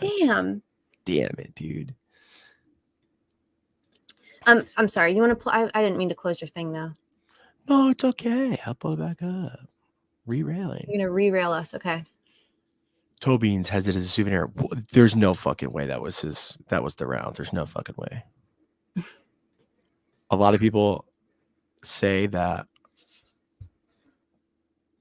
Tobe Liaison B was holding on to that round in his desk. Oh, like on his desk. Yeah, no. Yeah. I think it was representative, maybe. Well, he could just go to his fucking armor and grab a 40 cal. So Sure. True. Yeah. Doesn't matter. He's not testifying on that. He's testifying on the actual practice of how they match. Well, Nick's argument is that that's irrelevant because you can't just have an expert come in and debunk. You have an expert to come in to disagree with their theory, but you can't just have an expert come in and just shit on the whole thing because anybody could do that. Because this is a fucking joke. It is a joke. It all of it is. And that's why it's almost like, I don't know. I think it's important that people understand because like, if you don't understand how any of this shit works, I love this comment by Judge Jessica. Like, it's a great if you don't understand how any of this, which most of us don't, like most of us I'd say the Fuck majority of no. people don't understand any of this. So if I'm told that, oh, we matched the markings to, you know, with relative, with whatever they say, like Sufficient agreement. sufficient degree of Bullshit. I'm gonna probably be like, oh, that looks pretty bad for the, like, I don't know shit about fuck. So that's why, like, explanation, I think people need to be educated at least about what exactly it is that they're trying to allege, what exactly the process is, and like the difference between what they're claiming and the actual reality of like the science behind what the fuck is occurring. And I don't, not for any purpose other than like, we just need to be informed, because what they're doing and what they're saying is just like it's just fucking wrong and stupid. It's all disinformation. It's absolutely. But like that's their whole thing. That's like their MO. But yeah, I don't know. It's crazy. It sounds stupid once you understand it. Like once you explain it like this, and then you hear Andrea confirm what you had actually speculated about in like the second live that we ever did on this channel. You were literally saying, I think what they did was they fired a bullet and then compared it. And we were all like, that's crazy. And sure enough, that's what the fuck they did. Yeah, and it's so crazy that you would just be like, even you as a layperson, not saying that I'm an expert on it, but like I know enough that I feel comfortable talking about it with somebody else that knows a lot about it. And you just right away were like, logically, it doesn't make sense. Right, because they're two entirely different things. There's an explosion. Right. 40,000 pounds 40,000 of explosion versus what, like, it's. I mean, I couldn't, if you measured it, you would have to, you could measure it. And I think there's some value for target shooters to measure how the force in which it takes to rack the slide. Right. But it's really not even that big of a deal in target shooting. Probably the bigger deal would be the weight of your trigger pull, because when you're actually firing, the gun itself is cycling. You may tune it in a little bit. So I don't know that there's a lot of studies on how much weight there is, how much force it takes to manually cycle it. But I mean, you could probably have an 8-year-old manually cycle a 40 caliber Smith & Wesson. So it's like, sure, they're going to have to like really put some effort into it, but a grown person is going to be able to exert enough force to cycle it easily. And it's not going to be enough force given the actual energy in which brass is held together at that microscopic level in comparison to tool steel. It's extremely fucking hard. Right. And I asked you a couple months ago when you were first explaining this, I said, okay, that doesn't make any sense, because why wouldn't they, if they're trying to claim this is what occurred at the crime scene, like during the crime, he ejected a bullet and it landed on the ground. It was not fired, right? That's what they're claiming. Yep. So I said, okay, it doesn't make any sense for them to fire it, because if they're trying to say that this happened, why wouldn't they just recreate that exact thing? And you said because they probably did, and it probably didn't yield the results they were looking for. And I said, well, that's insane, and there's no way that could actually happen, and that they could then use that to arrest somebody. And sure enough, that's exactly what they did. I don't like because it. if they did it and then put it in the PCA, they can't put that in the PCA. Well, wouldn't that be Frank's material? Is it an omission? Seems like one. To material fact that would change like the outcome? one. Well, I think that's what you have a Frank's hearing for. Right. Is that you call Betsy Blair. You know, you call Sarah Carbaugh. You call Melissa Oberg. You know, and you say, what else did you do? Because this is what's in because guess what? They didn't have the fucking unspent round match when they did the search warrant. I know. They had people talking about clothes. Allegedly. Allegedly. Come to find out,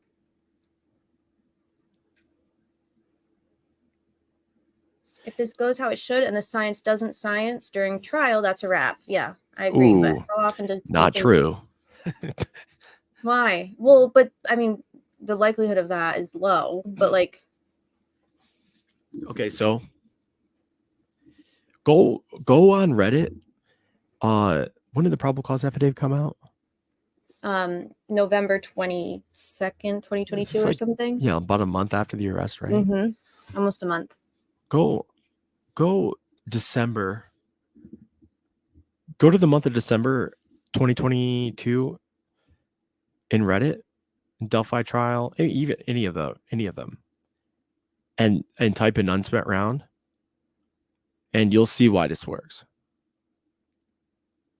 It's a fingerprint. It's like DNA. It's as good. It's basically as good as a fingerprint. DNA. How could they explain how the bullet got there if the science gets debunked? You can't debunk it. It's not science. So how that's subjective. How it got there and how is it Allen's without science? You can't. So it doesn't exist to be debunked. Like you can disagree with how they got there, but you can't just start. You can poke holes in it if you're an expert, like in the field. And this is Indiana specifically from the research I've done, but you can't just go in there, any scientist, and be like, yeah, your p-value is too low. You miscalculated it. Like there's no correlation. You're a fucking idiot. Like any scientist could do that. All right. You have the qualification for it. Like if you spend some time in a lab and you're qualified as an expert in a topic where you could do that. Yeah, it can't be proven right or wrong. Which is like perfect. That's basically their entire, like, waiting for AT&T to no longer retain cell phone data, and then you can't prove or disprove it, and it's perfect for the state. Like that's what it feels like. Yeah, because you couldn't have done it. You couldn't have done it this way without it. Oh my god, it's very frustrating. It's insanely frustrating. Yeah, it's pretty fucking bad. Okay, so let's say this extractor, right? You get the jump. Now they're saying the defense is lying about everything. Yeah, they're gonna do that, of course. Yeah. I mean, it's crazy, and I get it. Like they got lied to, and they believed it. Like yeah, it happens, man. But also they believed the government, so serves them fucking right. Sorry. I know when they compare and they're like, "Well, I'm right, and you were wrong about that." It's like, yeah, you were right for the government, bro. Like, good fucking job. Great flex, you fucking loser. Yeah, good job, dude. You really fucking showed them. Wow, the state. Like when people like fucking like, never mind. Don't even. Yeah, just I know the people you're talking about. You know who I'm talking about. It's like, ooh, you showed me. Yeah, try and poke holes in something you can't poke holes in. Yeah. Question: does anyone know if BP turned over Libby's Apple Google data that she created a trust for? What was that? I suspect that my guess, pre-consent, would be that she was asked to do that, and the judge that signed it, that like oversaw that was Diener, who was very closely, you know, he was also the judge that signed like all the warrants and everything for the investigation. So I'd be very surprised if the answer was no. I feel like that was more likely they asked her to do that versus her just like taking that, you know, her own initiative. But I don't know. I have no idea. Oh, I remember when I wanted to bring up one other thing, but we don't have to be done with ballistics yet. But I just that made me think of something today that disturbed me that I wanted to talk about. Yeah, I'd like to keep doing a ballistics. Okay.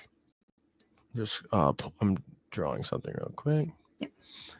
All right, I got something I want to explain. Yes. But I'm gonna need.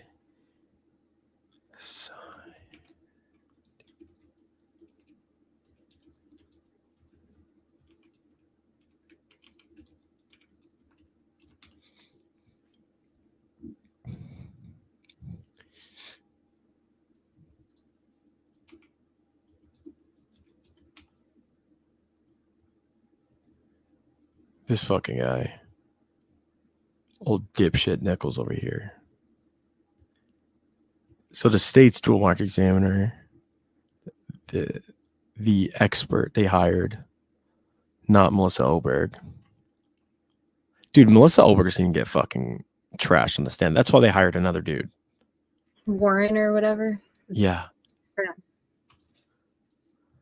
Because she's gonna say she'd never been wrong, and the FBI is gonna, or the FBI Why is would not she gonna say that?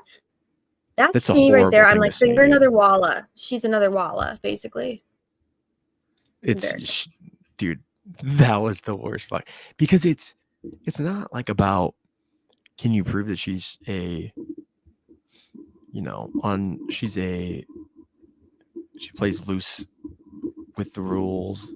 How many other people did she fuck with her never been wrong analysis? You know what I'm saying? Like that's not a that's like not a flex Walla. I mean, fuck Oberg.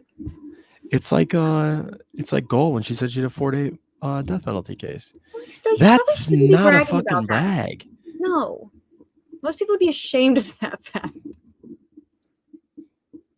She needs to be true crime audited. She really do. Oh, you're talking about Oberg or Goal? Because all of them. I would True love. crime audit all of them. I would love. You got squirrels in your mic club. Oh my god, I'm touching it. I'm stupid. How's You're this? touching it. You're rocking. Somebody said earlier you were so into it that you had your like mouth right. I did a fidget. You did a fidget. I did an anxiety. I'm sorry. It's okay. How does it sound now? So much better. Excellent. Don't touch your fucking mic, you idiot. Yeah. Fuck. You told yourself you weren't gonna do that again. I'm trying to find this Nichols character. Rush shipping on that death penalty case. Yeah. Yeah, that's a fucking Amazon Prime death penalty case, dude. Overnight. Disturbing. This is it's disturbing. It really is. You wanna know what's really disturbing is Tell me. there is a association. It's like I just keep bringing up shit and I don't know. I actually want to say it once I start thinking about it because I realize I don't remember the full exact thing. It's all right. We can just make it up.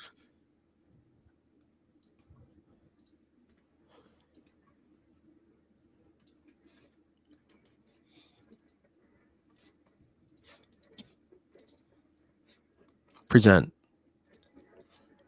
Stop screen. Present. Share screen. Let's see. Bank account information. Not bank account information. How many tabs do you have open right now? I actually closed them all out. Nice. Because I just couldn't do anymore. I had like 300 open and I literally just held the power button on my computer and just like, bye, bitches. I was like, fucking, you're dead. That's what we do to you when you do a glitch. We just turn you off and turn you back on again. Okay, that's fine. Yeah. I don't mind that. Yeah, so I do. I need to turn you off and turn you back on again. Come back later. Reset. It's good. Bye, Hammy. Love you, ham sandwich. Hammy, where are you going? She gotta go sleep. She don't feel good. Oh, this is our meme hashtag. Everybody remember, if you're gonna meme, this is our dog whistle for memes. Carroll County, Indiana. That's our meme hashtag.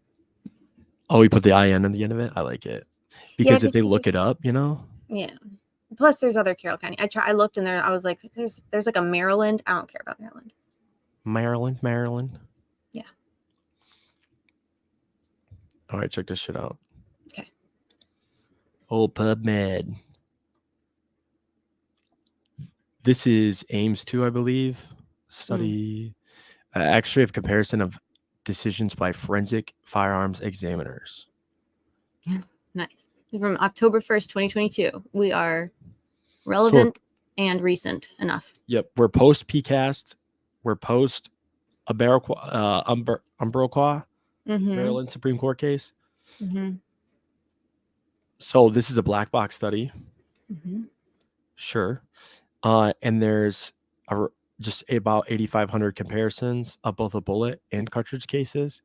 The overall false positive rate error was estimated at 0.6%. Love that. Wow. Love that's fucking good. Yeah. You only you're only wrong 0.6% of the time. That's pretty impressive. 4 bullets in cartridge cases, respectfully. While the rate of false negatives was approximately 2.87, which is fine.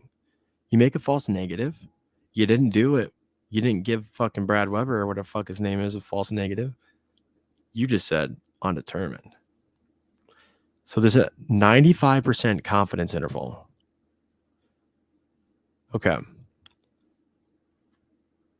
So they had 173 forensic firearms examiners, right? Look at this rate. This is fucking remarkable, dude. Mm-hmm. If you go on Reddit in December 2023, people are like, wow, this shit don't fucking miss, right? Mm-hmm. Well, I have something to tell you. I can't wait for the twist. I think you already know the twist, don't you? Yeah, but I like it. It's a good twist. Do the twist, the twist.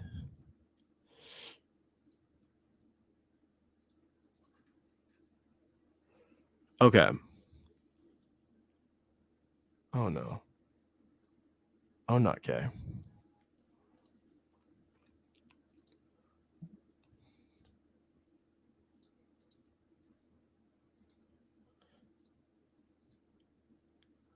Let's take this little board here. Let's come up with an example.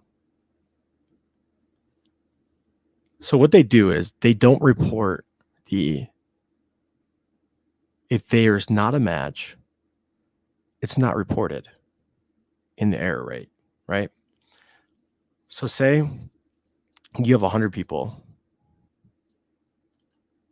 100 people, right? Perfect. Actually, no, let's do this. Instead, let's do 100 questions on a test, right? Mm-hmm. And let's say there are 80 really fucking hard questions. Okay. And you get, and there's like 20 pretty easy questions. Uh-huh. So you get 80 and then 20, right? Yes. Well, those are numbers. Mm-hmm. Yeah, you did a maths. So let's just say you got all of these right and you got all of these wrong. What would your score in the test be? You had 20%. You're a failure. Just like me in chemistry. That's not great. It's not great. It's not even good. Dougie says, I'm dropping the class. Okay, so what if you just decided, I'm a Khan Academy teacher. Dude, I love the fucking Khan Academy dudes. One time when I was trying to learn a program, I paid some dude off Fiverr to teach me Python when I was first learning. He just fucking yelled at me the whole time for like an hour, dude. He's like, you fucking idiot. Fucking click on that. Dude, I learned so much from that guy.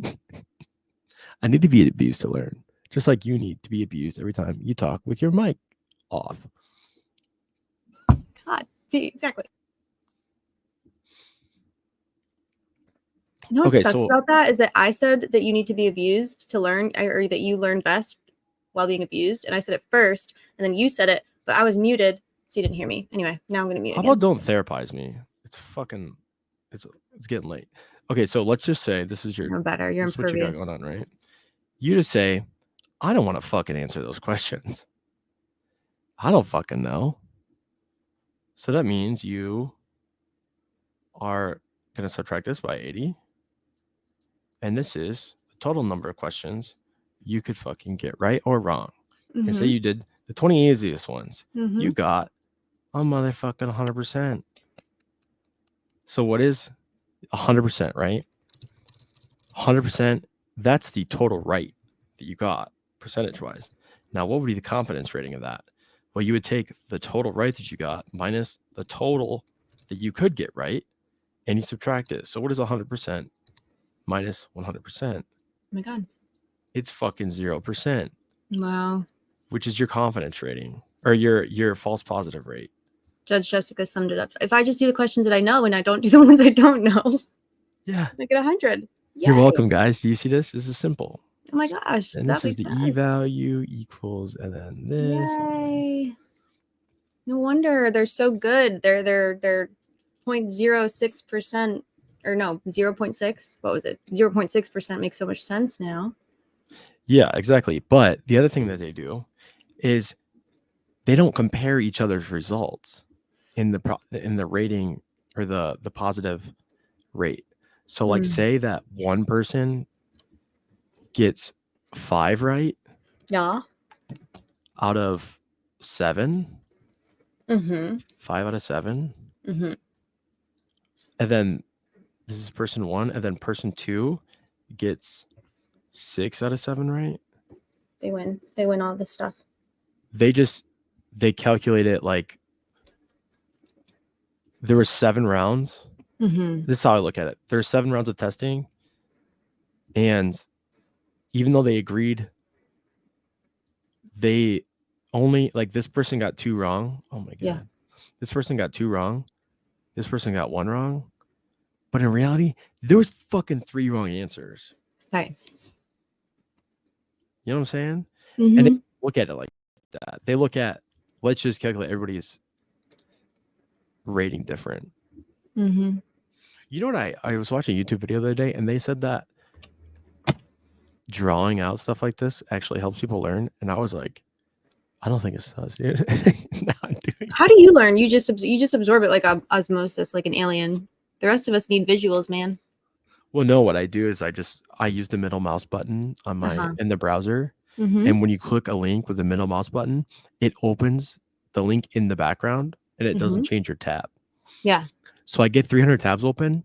You don't even know. I just try and try and try to actually read everything. Yeah. And that's how I learn. Yeah. And I end up having the same tabs open. I have 5 different copies of them, you know? Mm-hmm. Yeah. And then so I read it and I don't absorb it. And then 15 tabs later, I'm like, oh, fuck yeah, dude, I can read this shit again and I'll absorb it again. Mm-hmm. And then maybe I'll, absorb like 10 more % of it. Mm-hmm. Umberquois versus Maryland. Yeah, so this is a fucking hell of a case, dude. Like, it's pretty incredible that they went into so much detail to decide whether or not this was actually scientific for the court in Maryland. So basically, this person gets charged with murder in a shooting, right? What murder? What's that? Sorry. No, I thought I was muted. So it was a shooting, and they ended up saying that it was a reversible error because of the way that the examiner testified. And part of that was saying that you can exclude another gun with like a reasonable degree of scientific certainty. And they've changed that a lot. But the case as a whole is like actually just a big ass study. And there's a lot of materials that go with that case. And it is pretty impressive that they did so much when it usually comes down to a much larger institution like NIST or NIJ that would be responsible for such an in-depth look at stuff, but they actually work with them to take a look at it. And I don't know, like, dude, who did this guy know? Because a lot of the time you just be like, no, that's junk science. And then they're like, okay, whatever the fuck, dude, it's not, because that guy said it wasn't junk science, so you're fucked, dude. And they just let that go. Yeah. Yeah. So it's basically it's basically just gonna be like a battle of the experts, which I hate. I hate when shit comes down to that, because there's always gotta be like that one motherfucker who, like, I don't know. It just feels like there's so much unresolved when that's the way that it shakes out in court, you know? Yeah, because then you're just balancing credibility, and you can't help but to take in interpersonal. Right. Is this person more likable? Are they explaining it better? Is the judge, and also you're at the mercy of what the judge allows you to talk about too. So it's like your hamstrung. Anyway, sorry. Hi, Yeller. Check. You sound like my kid. Hyperfocus. Yeah, it's fucking horrible. That's why I was late getting the video out. Okay. You were right on time. And I still have a lot to do. I have time blindness. We all know this. You have time blindness Yeah. and 3,000 tabs. It's okay, DB. We're not going to judge you.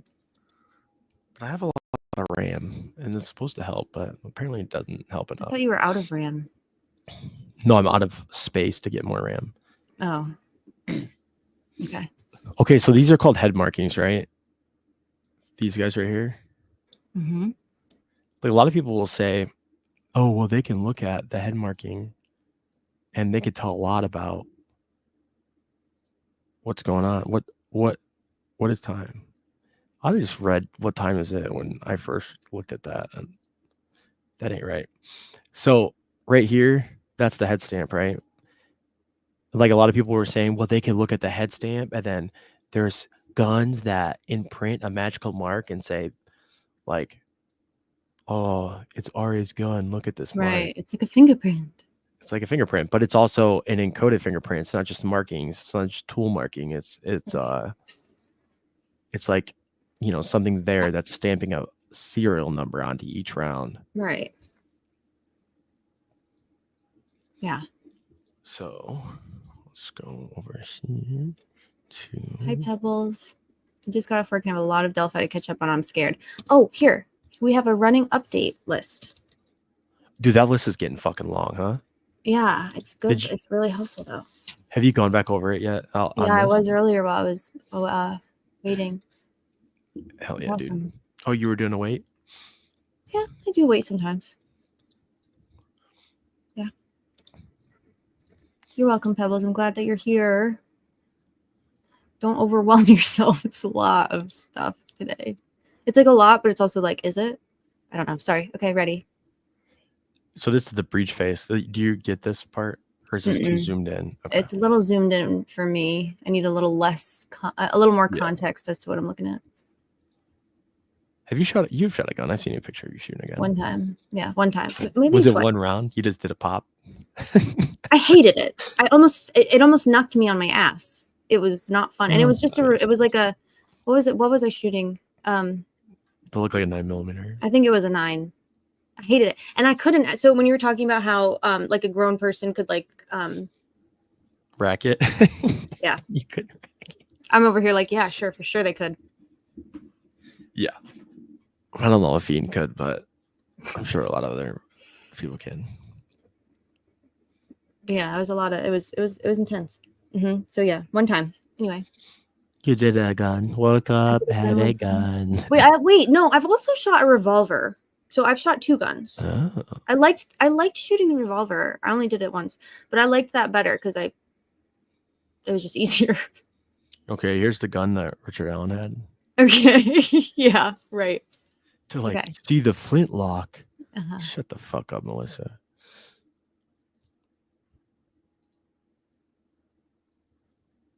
Ange did a shot. Ange did a pop, pop. Ange did a blah, blah. I didn't like it. I did not like it. I'm a pacifist. I like to use my fists and my words. You're more of a puncher, huh? I like to punch and kick. Sometimes I'll scratch. Yeah. I'm a pincher. I like to pinch. That's fucked up, dude. I know. I got really strong fingies. I can really I could do you a pinch. Cock a fucking sometimes 9mm. when you mouth off, mouth off, I just envision just like grabbing like the fleshy meaty part of your thigh and just like giving you like a really good pinch. Like that's what you need. You deserve sometimes. You know what I mean? Well, that's what I think about. I lost both of my legs in a industrial ice cream making accident, so I don't think that's very nice. I'm sorry. Good point. I did a hate crime, so.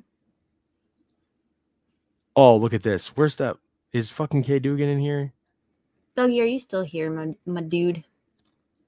Probably, maybe. I don't know. It's a toss-up. It's a toss-up. Check that out. What is this? Oh, there it is. That's what you're. Oh, here he is. Dougie. What are you thinking? What are you thinking, Dugan? Yes? So that's the extractor right there, right? This part. Yep, jumping extractors, you got it. And it can happen because, see, this is at an angle. It's kind of obvious, but like, this is what a metallurgist does. They say, this is at an angle. This is the angle, right? This is, we're going to take a cross section and say, how hard is this material right here? And what is the makeup of it? And how hard is this material up here? And what should we expect the interaction to be? And with how much force is this piece being pushed down into this piece?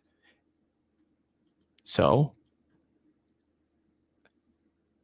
this is not like ballistic. So what? Yep, the lip. It's rubbies and scratchies, really, is what it is. And he's a fucking expert in that. Yeah, he's an expert in rubbies and scratchies. So what's the fucking problem? There's not a problem. So annoying. Like, it's so annoying. It's like so totally annoying. I know. You think that she's like consulting with other judges and they're like, bitch, just like what are you doing? No, right? Of course not. Of course not. Oh, I don't think she. I don't think, I think any. she goes. Sorry, go You ahead. tell me. Go ahead. I think she goes home at night. I can't repeat it. I'll tell you later. I think you But probably already told me, but You probably have. What do you think? I think she just goes home at night and reads all those emails that she put on the docket. Oh, people like begging for access. And she's like, She just reads them again. she's fucking. Idiot. Just fucking God. She probably. If she's a Go ahead, say it. I'm not gonna judge you. No, I just picture her like she's like sadistic. I think she enjoys inflicting, And alcohol.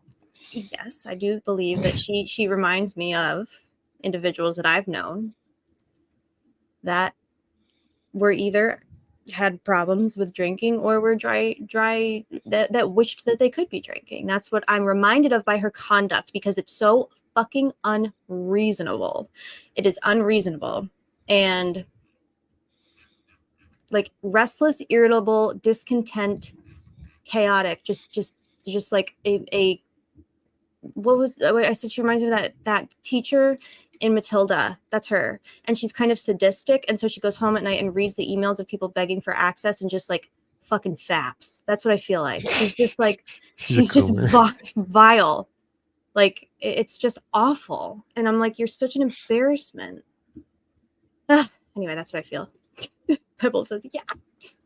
She gets off to it. What does that mean? Okay, so like a dry drunk, right? I've heard that before, but so it just means that your experience. Now you go ahead and explain it because you're the fucking professional. What am I doing? Well, so yes, I'm the professional dry drunk. No, so it's like a term that's used in like, I guess in like recovery spaces, and that's not just to say like abstinence based recovery, but like any kind of like substance use recovery, whether it's like 12-step or like there's like a whole bunch of different like methods and avenues for recovery. So basically electric avenue. Yes. So basically a dry drunk is somebody who just it's like abstinence without any other kind of you're removing the alcohol, but you're not replacing it with anything to you're not replacing it with any kind of restorative healing anything, right? So like in 12-step, you remove the alcohol and you replace it with like community, with like, you browser steps. tabs. Sure. Yeah, exactly. Whereas a dry drunk, you're just kind of removing something that you still very much want and crave. And it's like you're just like resentful and bitter and angry about it. Like you're not getting any of the benefit. You're not reaping any of the benefits of recovery because you're just like you're the same, except you're not getting the thing that you want. Doesn't make sense? You're just angry, resentful, bitter, and you're not actually doing anything to like improve yourself or heal or grow. You're just kind of like, here, present. I'm the professional here. A dry drunk is someone who's abstaining but not living a fulfilled life. They still haven't developed healthy coping skills. There you go. Perfect. Yep. They're like, okay, so they're still participating in the same destructive behavior. They just don't have the drink to do it. Sure, and they usually replace the destructive behavior of like alcohol with like another. It's like they're just kind of doing like replacement therapy, and it's not actually like instead of drinking, maybe I'm going to be angry that I can't drink, so I'm going to like go home and like or like go to work and like sentence a bunch of motherfuckers to like over sentence a bunch of motherfuckers Right. for nonviolent Slam offenses. some fucking sentences. Yeah, because I'm mad as hell. It's just like, yeah, you're basically not drinking, but you act like you are still, except you don't reap the benefit of getting your fix, so that you're just like, it's like you're drunk, except it's worse because you're mad all the time. This Gold needs to conversation delete is Gmail. making me uncomfortable because So I Gold needs to don't delete understand it. Gmail in an effort to stop snapping. Yeah, Oh, she needs to get like one of those companies that get installed on your phone. I like this. A donkey can quit drinking, but he's still an ass. You got to therapize and grow and shit. I like that. But he's still going to be a donkey, though, right? Like, what do you do? Just give up? Just be a donkey? But if my theory the other day about like I see narcissistic traits, not diagnosis, but like I think you'd be hard pressed to find somebody who is watching this unfold, watching her conduct, and doesn't think, she might have a fucking personality disorder. There's something wrong there, and I don't know what it is. It's not for me to know, but she is just. I feel like she is starting to unravel ever so slightly. Unraveling. She's unraveling. No one is watching her conduct. She's a fucking drawing to the rest of the world. Yeah. They don't really get it. I don't think that they understand it. But here's the thing though. So while we've been watching her kind of cater to Ding Dong, right, Nick and the state, but they still pissed her off today. Like, that's the thing. She's gonna cater to you until you don't take her evidence rules or decorum order. Like, if you don't follow it to the letter of the law, you go from being like, so there's like there's this like, you hold people in really high regard and then you devalue them. There's like and that's not even the one time. Look at my teeth. What am I doing in this picture? I think you're about to eat an apple. You're playing No, piano. what was I actually doing? I recognize it. My hair's You're short. playing piano and turning. Oh, okay. Music. Yeah, I was turning. Okay, I got you. Yeah. Anyway, I don't think that the favor that the state has gained is going to last very long if they keep like pissing her off, though. I mean, they're not. That's what I said. Like, these reporters, like, you're next. You can laugh about the Associated Press losing his camera and do a whole news segment about it for the 6 o'clock news, but like, you're fucking next, bitch. So like, don't get too comfortable. It's only a matter of time. Yeah. Anyway, Yeah. that's how I feel. Yeah, it sounds fucking miserable, dude.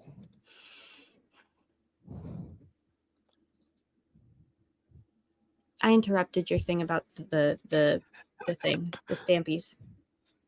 How do you guys feel about this guy? Who is that? Let's see if woman gets out. Woman, who is this? Who is that? Oh my god. Oh, I was just looking through my pictures to see if I had another picture of oops, sorry. If I had another picture of yeah, Gypsy X husband.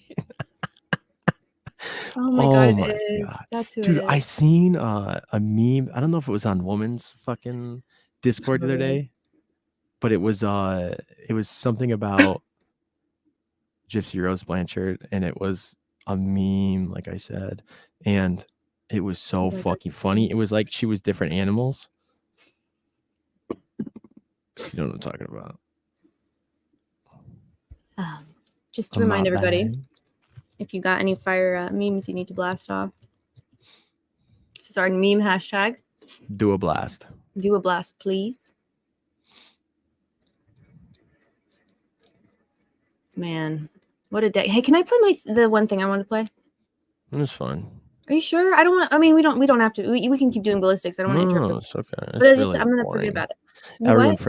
Everyone for like a half a year is like, dude, DB, fucking, I seen you in fucking T-shirt. Can you explain that more? And then look, I do. You're doing any explain. Yep. It just, people are exhausted by it already, probably. Who? It's just people in general. Like, it's an exhausting topic. That's why it's so effective in court. It is exhaustive. It's the same thing with the digital forensic stuff. People are like, okay. No, I got this.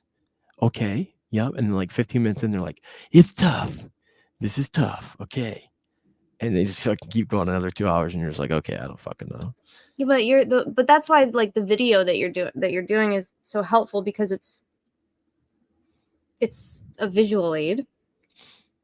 You make the parts red. Like it's like very, very easy to understand. And Thanks. that's, You know what's easy to understand? What? Oh, is that Elvis Fields? Is that Elvis? Is that Elvis's? Wrong. Remember that time I sent you a link and I didn't tell you what it was? And it was like in the middle of the night, you clicked on it. It was Elvis Fields' face. Yes, I do remember that. And it was, I don't know if you guys have ever heard of Privnote. It's like a private note thing. This fuck, dude. You're so annoying, dude. It's like the scariest picture too. Dude, if you want people to say really mean stuff about Ange online, it's all true, dude. It's worse, actually. I don't think this guy would kill anybody. Where do they find these men? God. Wait, do you have one of his cat food? I know Dougie's got some fire. Dougie and I have exchanged some Elvis. Dougie's got fire fucking Elvis memes. I don't have them. They're not memes. They're just Oh, this is a fucking meme, dude. This one. It looks like. I actually feel bad about this one. Why that one? No, it looks like an AI. Can you pull it back up, please? You want to back up? He preys on 12-year-olds. I think I can criticize his fucking house. I don't know that. You sound like a fucking pro Frank's prosecution memo. person. It's in the Frank's memo. Has he got charged with it? Is it? No, because they don't charge anybody with preying on children. He's so I got hella Elvis snippets. I knew you did. This looks like an AI rendering of a night, like a home from a horror movie is what it looks like, but it's like AI rendered. Like I can't quite make out what I'm looking at. Is this a male K. Dugan? Yes. Oh, okay. This guy's fucking funny, dude. I know. Dougie's the best.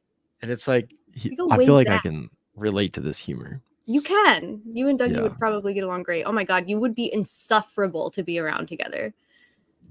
God, well, you'd be ripping. Here we are. Yeah. So, you carrying, bro? You carrying them Elvis Field fucking snippets? Elvis is spray. Do you have a spray painted car? Do you have? I don't know. Let me see. I think I do. Whatever, man. I do have this beautiful piece of artwork. What is this? A blanket he took a fucking picture of? What are you doing? I went through a period where I was like, what the fuck is in these plastic bins? Like, what is in these plastic bins? And someone was like, it's fucking cat. I was like, what is it? Is it Abby's blood? Or like, it's fucking cat food, dude. I was like, oh, it's cat food. That's actually kind of sweet. He feeds cats. Like, it's fine. Oh, he's fucking fiend. Yeah. But he's got pictures of like literally. Well, never mind. I'm not gonna get into it. I know you love talking about Elvis Fields. I just think I'll tell you. You want to know my opinion about Elvis Fields? Yes. You've been asking me for months. I've been asking you for months. Elvis Field is a walking nightmare. To be as a person, like, I would really dislike. No, where's the meme I made out of that one? That is fucking good. I gotta find it. I thought I had it and I can't find it. Anyways, my idea here. Dude, he's the guy for this case. Like, if they wanted a patsy, Exhibit A, dude. Fertilizer. You know that guy knows where some fucking ammonium nitrate is? He fucking dropped some ammonium nitrate out the back of a bus. Oh my God. This dude. Oh, so those of you familiar with anti-bev? I don't know. You're just talking to this anti-bev. Oh my, yeah, I have that one. That's a good one. I just grinds my gears when people say that this guy's not guilty. It grinds my gears when people are like, Bev is, go as Bev. Oh, she's Bev not. 2.0. I wish she was Bev. Dude, if she I'm like, was you Bev, people don't understand. You think you got it. Bev was fine. I don't think Bev was fine. I think she's fucking horrible. But this is a different thing. I have a different standard now that I'm applying. She's fucking fine. Sign me up for Bev. Oh, what? Is that a new one? A new cut? Yeah, I haven't seen that one in a while. I'll fucking get it over to you. Got it? Thank you. Thanks. Yeah. You can priv note it to me. Yeah. Well, I'm not a fucking animal, so I'm not gonna do that. Well, that's an interesting picture. Okay, thank you. Look at it. Where is that? Look at the tree. That sure as fuck looks like Deer Creek to me. Can we get Rainbolt on this one? Wait, there's do you have the other one of the Is this the DLC for GeoGuessr? You fucking have you played guess that in a where while, by the way? You should see my score. You're doing good. Yeah. Yeah, I know you went Try to to get you Duke on my and you team. fucking, I don't know how to send you an invite, but I'm like really, really good. Like I'm like really figured. good. Yeah, you've really been all over fucking the good. country, been all over the world. Oh, that's not. Remember the first time we did it, and I did it like an Okay, I just sent you a picture. I want you to pull up. Actually, I'm gonna send you one more. Oh, okay. I gotta. This one is like where are you? Where is he in these? It's concerning to me. Like we can't place him at the. Can't we? Think I can. Think I fucking can. Wait a second. You just sent me a screenshot of just a chat. Oh, that's the wrong one. I don't know what that even. I just sent you because I selected the first two. Oh, okay. Yeah, I selected too many. Ignore those. I was like, what did I send? I sent you a weird, funny one. She said I tried to put it in here, but I couldn't. Yeah, I got you. I love weird, funny Elvis films. This is abusive. I'm sorry. It really actually probably is. Like abusive to y'all, right? Elvis is fine. He'll be fine. He has the intellectual. No, he's fine. He lives alone. He preys on 12-year-olds. He's fine. He's gross. Those things can be true. Like this sure looks like. I don't know. I want you to pull up this one that's from September 24th, 2022. Yeah, where does this scene looks like he just hangs out around he likes to go for hikes and walks and stuff, I guess. He's doing an adventure. Yeah, he's doing an adventure. Fucking all eyes. Where did you get this? Who, me? You too. You both are. All eyes, yeah. Elvis Fields aficionados, and I love it because he has like a shaving mark here. Cat, what are you talking? That's him. It is. That sure is. I mean, look at his hair, poofy, fluffy. Oh, you mean like he's the suspect? I don't know who else. I mean, he looks a lot like fucking. He looks a lot more like who Betsy Blair saw on the bridge than Rick Allen does. That's all I'm saying. I'm not saying it's him, but he looks a lot more fucking like him. Thank you, sweetheart. Oh my god. Do you have the one? Wait, All Eyes found a love story. Do you have the ones where he's talking? He's calling someone his son? Yeah, Papa. Wait, is this a black guy?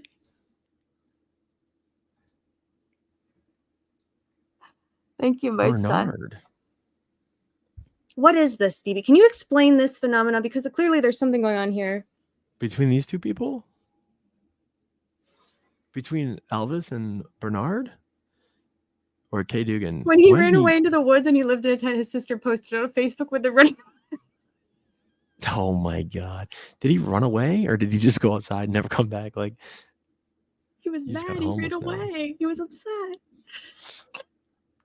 What was he upset about? Oh, I have some questions for you guys. I was gonna do this for a DV. Oh, that's good. What do you think? Oh no! Should I change it up? You know what I mean? Y'all are like, oh, DB comes up with all these fucking stupid things, dude. This guy's a loser. It must take him so long to do this. This is called the eraser tool. Also known as doing an eraser. Look how adorable he is. He is a redeemable character. Okay, he's a fun little guy. Okay, you're talking all this shit, and look what we got. We got a fun guy. Stop looking at his face. Did you just throw up in your stomach? Let me make that a little smaller. His face. That's nice. Yeah, what about it? He's a guy. That's what guys look like.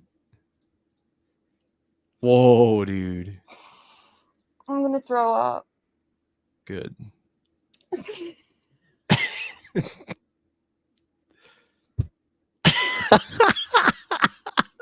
Oh yeah, Teletubbies have like a flesh face, don't they? Go ahead and put the. There we go. See you guys. When people are like, "Oh, this guy spends all of his time online," all of his time online. No, it's called talent. Okay.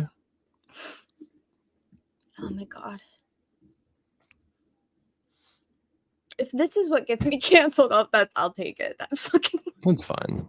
It's fine. It's worth it. So I was gonna do that, but I was also kind of looking at some of these other little outfits. My god. Oh, thank you, All Eyes. I forgot about. Thank you, Papa. Yeah, if you guys got any other good ones, don't even know how to begin explaining what I'm laughing at to my husband right now. Yeah, don't do it. It's not even worth it. All Eyes, do you have COVID too? She's got COVID? No, her household does. Oh no. I know. Every time anyone around me gets COVID, I get it. What the vibes are fucked. These are great vibes. There's 82 people in here. We all have our RN diaper on. I love that number. We all have our RN diaper on. All Eyes has the Roni. DB's got the streptococcus. Yep. Oh, they fucking got me. How disgusting was it to think about Judge Gull sitting on her throne of lies, just fucking hacking and coughing, like just sprinkling. You just dusting everybody. Dude, I'd have a mask. I'd have a mask on. She got them mommy antibodies. That's true. Oh, dude. That's true. Those are. If you had a mask, no. Oh God, wait. Did you make this? I don't think so. Yeah, this looks like your work. Yeah, Gull has kennel cough. That's so true. Oh my God. This Debunking character is a fucking legend, dude. He's the best. I love when Dougie's in the chats. You want to see some of the best screens. Oh, never mind. Some of the best, funniest screenshots that didn't make the episodes because they were too fucking funny and people would laugh too hard. Were what episodes on Court TV? Yeah, the screenshot episodes of Court TV. Or no, what the CW is what I was trying to say. Oh. Why does he make that face? Dude, he has teeth though, right? Yeah. So why is it? I don't know, actually. I don't know if I've ever seen his teeth. I'm looking for him. I don't think. I'm looking, I don't see him. Well, if you see him, let me know. But he does have a 4-leaf clover. Hi, Andrea. Legend, dude. I love her. I've been seeing it for months. It's got some knives. They say Winchester. Winchester? Where did I hear Winchester? That's not in our brand. That's not in our brand folder. We have a brands folder? In the brand folder where you put all the memes. That's your wife. There's your girl. Look at her. Oh my God. She's so unwell and beautiful. Holman is. Here I am. Stapling from Office Space. Is he really? I can see that. He's like the weight of evil in his freaking. What's a Winchester? A type of bullet? Oh no, the worm. Remember the worm? Remember when we were trying to figure out what was behind him? Oh my God. It was either like a CPAP or like a. Yeah, simpler times, dude. He was. I don't care though, because they were. I don't remember whose stream he was on. They were not very nice. They said like, they were mean to Sleuthy, and I despised that. I really didn't. Oh, I don't appreciate that at fucking all. I've gotten blocked by so many people on Twitter because they'll just come for her out of nowhere. They don't even know her. They're not even like she's like, who are you? And they'll be like, oh, you, and they'll like rattle off like personal details about her life and get them wrong. And she's like, I literally don't know you. Like, what's wrong with people? Leave her alone. No, I agree. That's what I have to say. Could you just play the? Oh yeah, I can play the bit. I actually deleted it from. No, that's not the bit. I can delete that. Stop the hate. Anthony Rene Greeno. Anthony Rene. Just So to clear that up, I was not taking photo or nothing like that. Oh. The fuck is this not deleting? Delete video. There we go. Guys, I've maxed out this back end so many times of What does clips. that mean? Okay, I'm sorry. I You've didn't mean maxed out your back end? Wait, okay, so which fiend clip are you talking about, woman? The this is the fucking shit. This is the whole fucking shit. You want the whole video? Yeah. I Fiend, think. dude, it's so fucking funny. And I think just we want the whole Where is Fiend? Alex is just like taking it like He's a like, champ. He's like, dude, it's so fucking funny. Cackling. I can't even do it. I can't even He's hit like, that you're a like fucking octave. boomer, dude. I can't do it. It's like Joker cackle. Yeah. Less and it's evil just though, out of more just like nowhere. doofy. What? It's just out of nowhere too. It's Yeah. like, he's laughing, and it's gone. It's just fucking at 100. And then he just like dissociates. But Dude, I've done a dissociate. I dissociated. I've been dissociated all week. I'm dissociated right now. Yeah, I know. I never saw that Fiend stream. It's a It's fucking legendary. whose stream was it? Was it like It actually was Alex? Fiends. He invited them Oh, on. he had him on. He invited them on and verbally attacked them. Is Veronica still in here? Speaking of verbally attacked. I haven't seen her comment in a while. I don't know what this is. Butthole? Yeah, that's what he maxed out his back end. It happens. We upset a lot of people with them. No, God. I got a violent. We upset a lot of people? No, they're just like, nearly passed away yeah. from collapsed lung just now. No. No. Oh, it's more of a back then kind of thing. Yeah. It's in that costume. Elvis Field could work at the art company and apparently responsible for the courtroom sketch. I'm looking at the right website. They specialize in immersive entertainment experiences. Where do they find these contracted? Where do they find these people? Is what I want to know. That guy that was showing pictures of? No, like the courtroom sketch artist, the website. They specialize in immersive entertainment experiences. What's that mean? You gonna dress me up? What's immersive? Face painting. Oh, dude, you know what? Dude, Elvis Field's a ride at the state fair is what you're saying?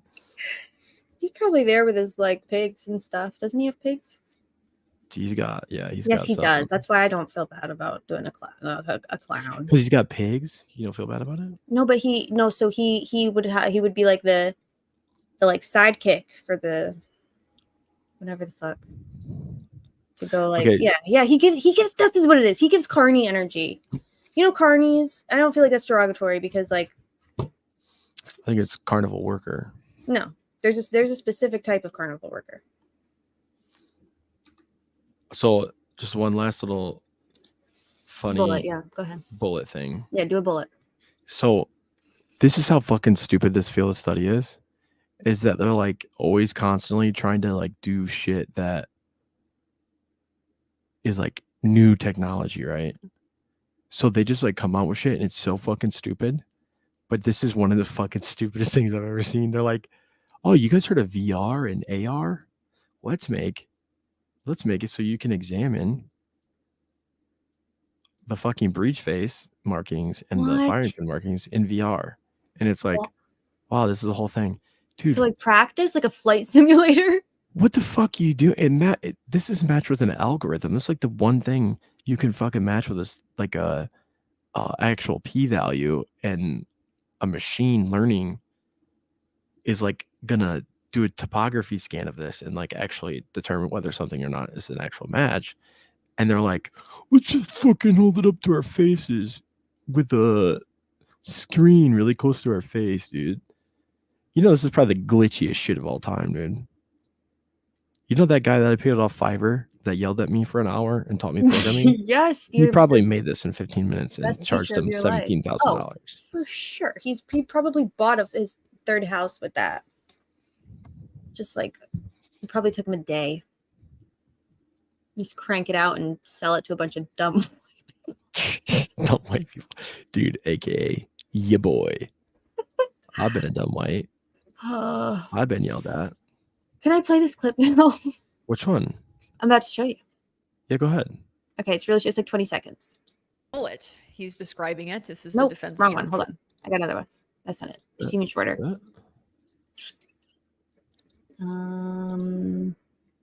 Is it this one? No, it's this one. This one. Okay. bullet. He's describing it. This is the Damn defense it. term. Wrong one. Hold on. Please hold. Yeah. Literally 24 seconds. Where is it? Where are you? This one. 17 seconds. Okay. Okay. Daddy. This is the whole fucking shit. This is the whole fucking shit. Find it. Where do I when I yeah, I know, go for it. You go first. It's 6 minutes. It's 6 minutes? Yeah. Yeah, I got 6 minutes.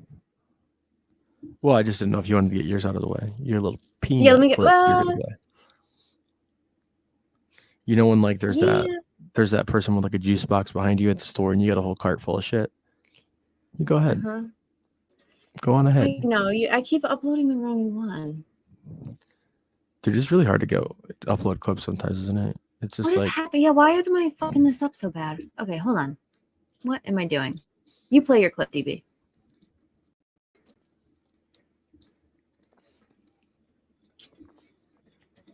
Rearrange where the lines are. All right. Let me ask you this: do you think I was behind the Stevenson's tip? Yes or no? I have no idea, dude. Well, then, dude, all I gotta say, dude, I was the first one and only one talking about it. Summer 2022, before they said it was tipped in. I mean, it's completely possible, but I don't know. It's not very relevant to me. Well, that explains my experience in Delphi, basically. Well, It's like, you might have done it. It doesn't matter. Blah, blah, it's not important. Meanwhile, this man said today that he's gonna wait till the mainstream media reports, and he's fucking talking about the Stevenson's tip at fucking 4 a.m. with good old Alex Voorhees, who I find to be hilarious, by the way. I'm not saying it's bad. And then it becomes important, and I'm like, I'm telling you, dude, it's the thing, dude. I'm telling you, it's happening, bro. It's happening, bro. No, well, do you understand why, quote, it's happening, bro? It's not very convincing to me as meaning anything. But tell me what is convincing to you though? What type of documentation and fucking physical evidence? Okay, what if I told you I showed No. See, you immediately jump to say, what if I told you? But is it my fault? No, bro. That's the whole fucking problem. That's the whole fucking problem. You say, if I told you something, yes, you're immediately jumping to something that means nothing to me. No, hold on. This is like if I told you. This is like if I told you, hey, go read this document. All these motherfuckers tell me shit. All these people tell me shit all the time. I don't fucking care what they say. You didn't look it up. Just say you didn't look it up, and you're never gonna look it up. No. It's not the burden on me to look it up. If you want to show something, you want me to? You want me to pull it up right here and show you? Go ahead. All right, I will. Yeah. I'll show you right here. Hold on. Hey, you do you. If you want to show documentation, go ahead. Like this, bro. Oh wait, hold on. I don't want to fucking. Hold on. I gotta watch out what I fucking type in there. All right. So you see, I'm typing in Stevenson's. Watch. Right there, right? Stevenson's. I'm doing a backspace. S. Hey, but I'm dude, pressing for it. Just to be clear here, we're not making fun of Alex. This is funny, okay? And I don't think Alex is even trying. He's just fucking with Fiend. And it's fucking hilarious. What are you trying to show to me, bro? I did the shit. I'm not. I just said it doesn't really matter to me.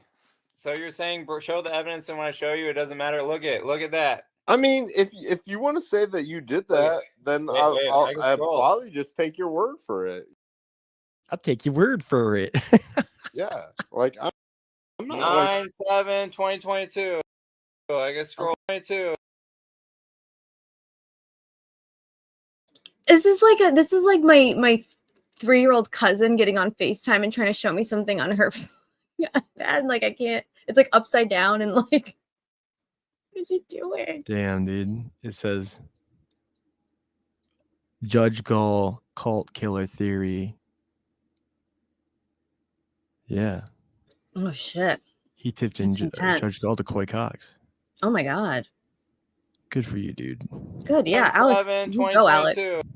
I guess scroll. Hey, Look at but, that, look at that. that's not relevant to anything, dude. Like, I mean, I to anything, dude. Like, oh, he rolling. He rolls his eyes. Wait, go back dude. down. Like, He rolls his eyes. His whole head rolls. Dude, that is aggressive. saying that you. What does that mean to me? Like, it doesn't. Here's what it mean means. that What if a third-party police said, "Hey, we're still vetting Odinist and Delphi ties outside of Indiana"? Wouldn't that interest you? Wouldn't that interest you? You're going a whole bunch of jumps off the first thing you say. Well, like, let me show you why it's not a jump. I'm giving you all the grace in the world and saying like, well, let me show you why it's not a jump. I'm giving you all the grace in the world and saying like, you'll never. I know. I'm admit it saying when like, you're wrong, dude. yeah. You're wrong, dude. If you're saying that you did that, then I did do hey, it. Then you did that. But like, let me show hey, you. What you else. did that. Beyond that, what did you do? Oh, I'll show you. I'll tell you. I got a whole list. But like, also beyond that, like, so look at this, dude. This if it's podcast. only you doing things, This on that is a June podcast. 28th, 2024. You ready? Look, you have that as evidence to listen for yourself. Bro, That's not evidence. Fucking evidence if it's just you doing things. I didn't make that podcast, dude. It's local. Podcast is not evidence. Let me play this, bro. Fired A off all these podcast emails. isn't fucking evidence. Yeah, it is, He dude. plays No, it. it is not. Absolutely Oh, is bro. not. A podcast is not evidence of Let me anything. rip that. To the Delphi murders, Jesus even though it is still being vetted. Jesus Christ. Still being vetted 2 months ago, bro. Still being vetted, dude. That means it was a hit. It means criminal underworld. Odinist could be in there, whatever. Dark web, whatever. Snuff films, fucking. Who knows what, bro? Alex, It's still being vetted, bro. Like, seriously. Seriously, what? Are you fucking insane, dude?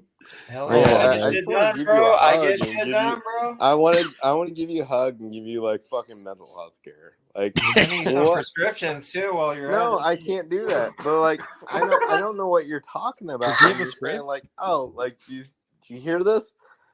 Where someone's saying like, oh, what are you We're on doing? different What are you planes, bro. doing? It doesn't make any sense, dude.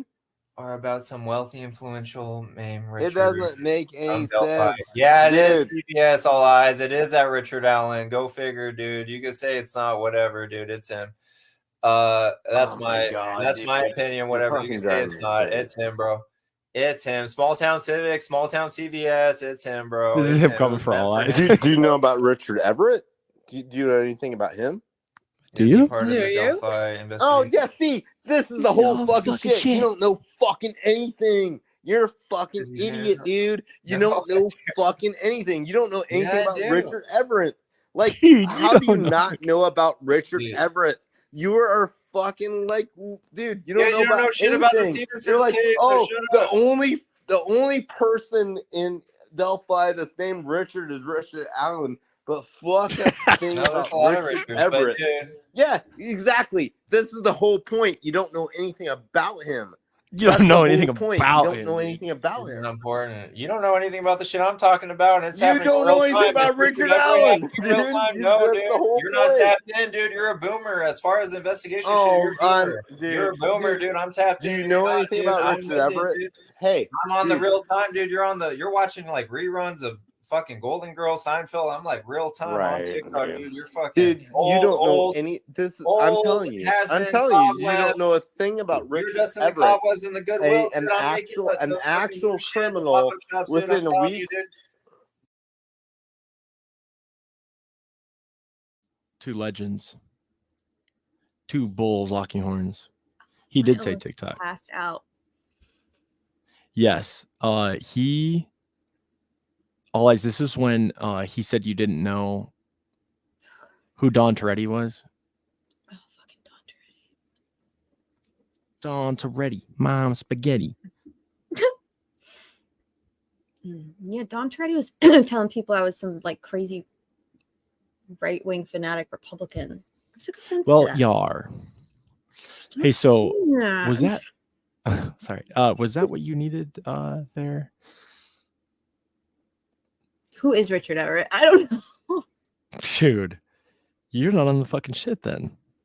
This is the whole fucking shit. I have no idea. It's so funny, dude. I And usually people will, like, when Fiend gets like that, people will be an asshole. don't know. It's hilarious. But It's awesome. dude, it was so funny. Fiend's great. I like when Fiend gets like that, especially when he uses it for good, you know, for eradicating good. evil. Yeah. Yeah, checking people's Richard Everett knowledge. Okay, can I play this clip? Oh, yeah, 1 second. Yeah, go ahead. Sure. It's from Andrew's stream earlier. Libby were best friends. They were more like sisters than friends. Abby didn't have a phone. Only Libby had a phone, but she had set Abby's fingerprint to be able to use Libby's phone. So that's how close they were. Abby and Libby were best friends. They were more like sisters than friends. Abby didn't have a phone. Only Libby had a phone, but she had set Abby's fingerprint to be able to use Libby's phone. Bullshit. There's 83 people's here still. That's fucking tight. So what do you think is important about that clip? So that statement about they were so close that Abby's fingerprint unlocked Libby's phone, to me sounds like trying to get ahead of a problem. The state, because that came from the state's opening statement. Yeah. That's trying to get ahead of a problem.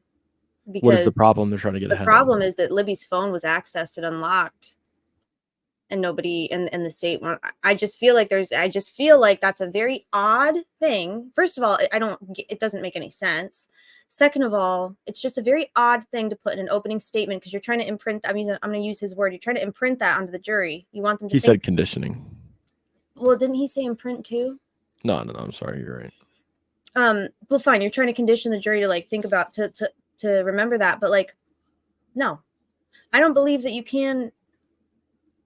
But I ruled out impossible because you could have more than one fingerprint. Okay, but like, why not just give her the passcode? Why would they need her? It just, to me, it seems like they can't account for or they can't explain away something to do with how Libby's phone was unlocked. And I don't know, something. I just for them to put that in an opening statement that they were so close that he even she even unlocked. It's like putting a sweatshirt in the wash to explain how a hair got on the finger. It just, to me, it feels like they're just getting ahead of a problem. That's all. It just doesn't make sense. Kelsey to me. said that today. Said what? About the hair today, about putting it in the wash. And that's never happened before. She never said that before. I'm not good on the witness statement, guys. I just did I can go super fucking into the digital forensics and cell tower stuff. And yeah, see, I tune out the witness stuff normally. Like, that's really like Courtney is like the encyclopedia of like who, like times and dates and people and statements. All of that to me, like I can't even retain it. When people start trying to talk to me about it, I feel bad because like I know less than nothing about it, because it's like my brain like purposely blocks it out because it just doesn't feel important to me.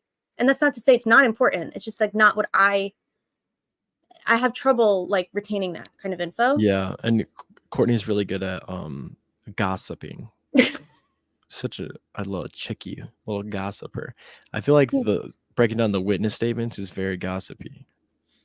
Well, it's a certain kind of retention, like data retention, that I don't have. And yeah, she was a popular girl in high school, so she like kind she's of just still a popular girl. She's a popular friend. Well, I'm not. You're right. No, I meant it like she's like a mean girl, you know. Or she's like the really nice girl that they thought was mean because she was so hot. They just assumed that she was really mean, but she's also like, she would like, yeah. Yeah, that's what I was saying. Exactly that. It's just weird. I think that they're gearing up to do a gaslight. Because why would you put that in? You've got 13 minutes for an opening statement and you find it important or necessary to include that, oh, by the way, we're trying to suppress all of the cell phone data. The state is holding up a cell phone, waving it at the jury for an hour, saying that this is the most important thing. And we're trying to suppress all of it. And we're also trying to discredit the defense's claim about the phone being accessed in the middle of the night or like in the early morning. And Nick, the prosecutor, decides to open his case, his 13-minute opening. He's going to talk about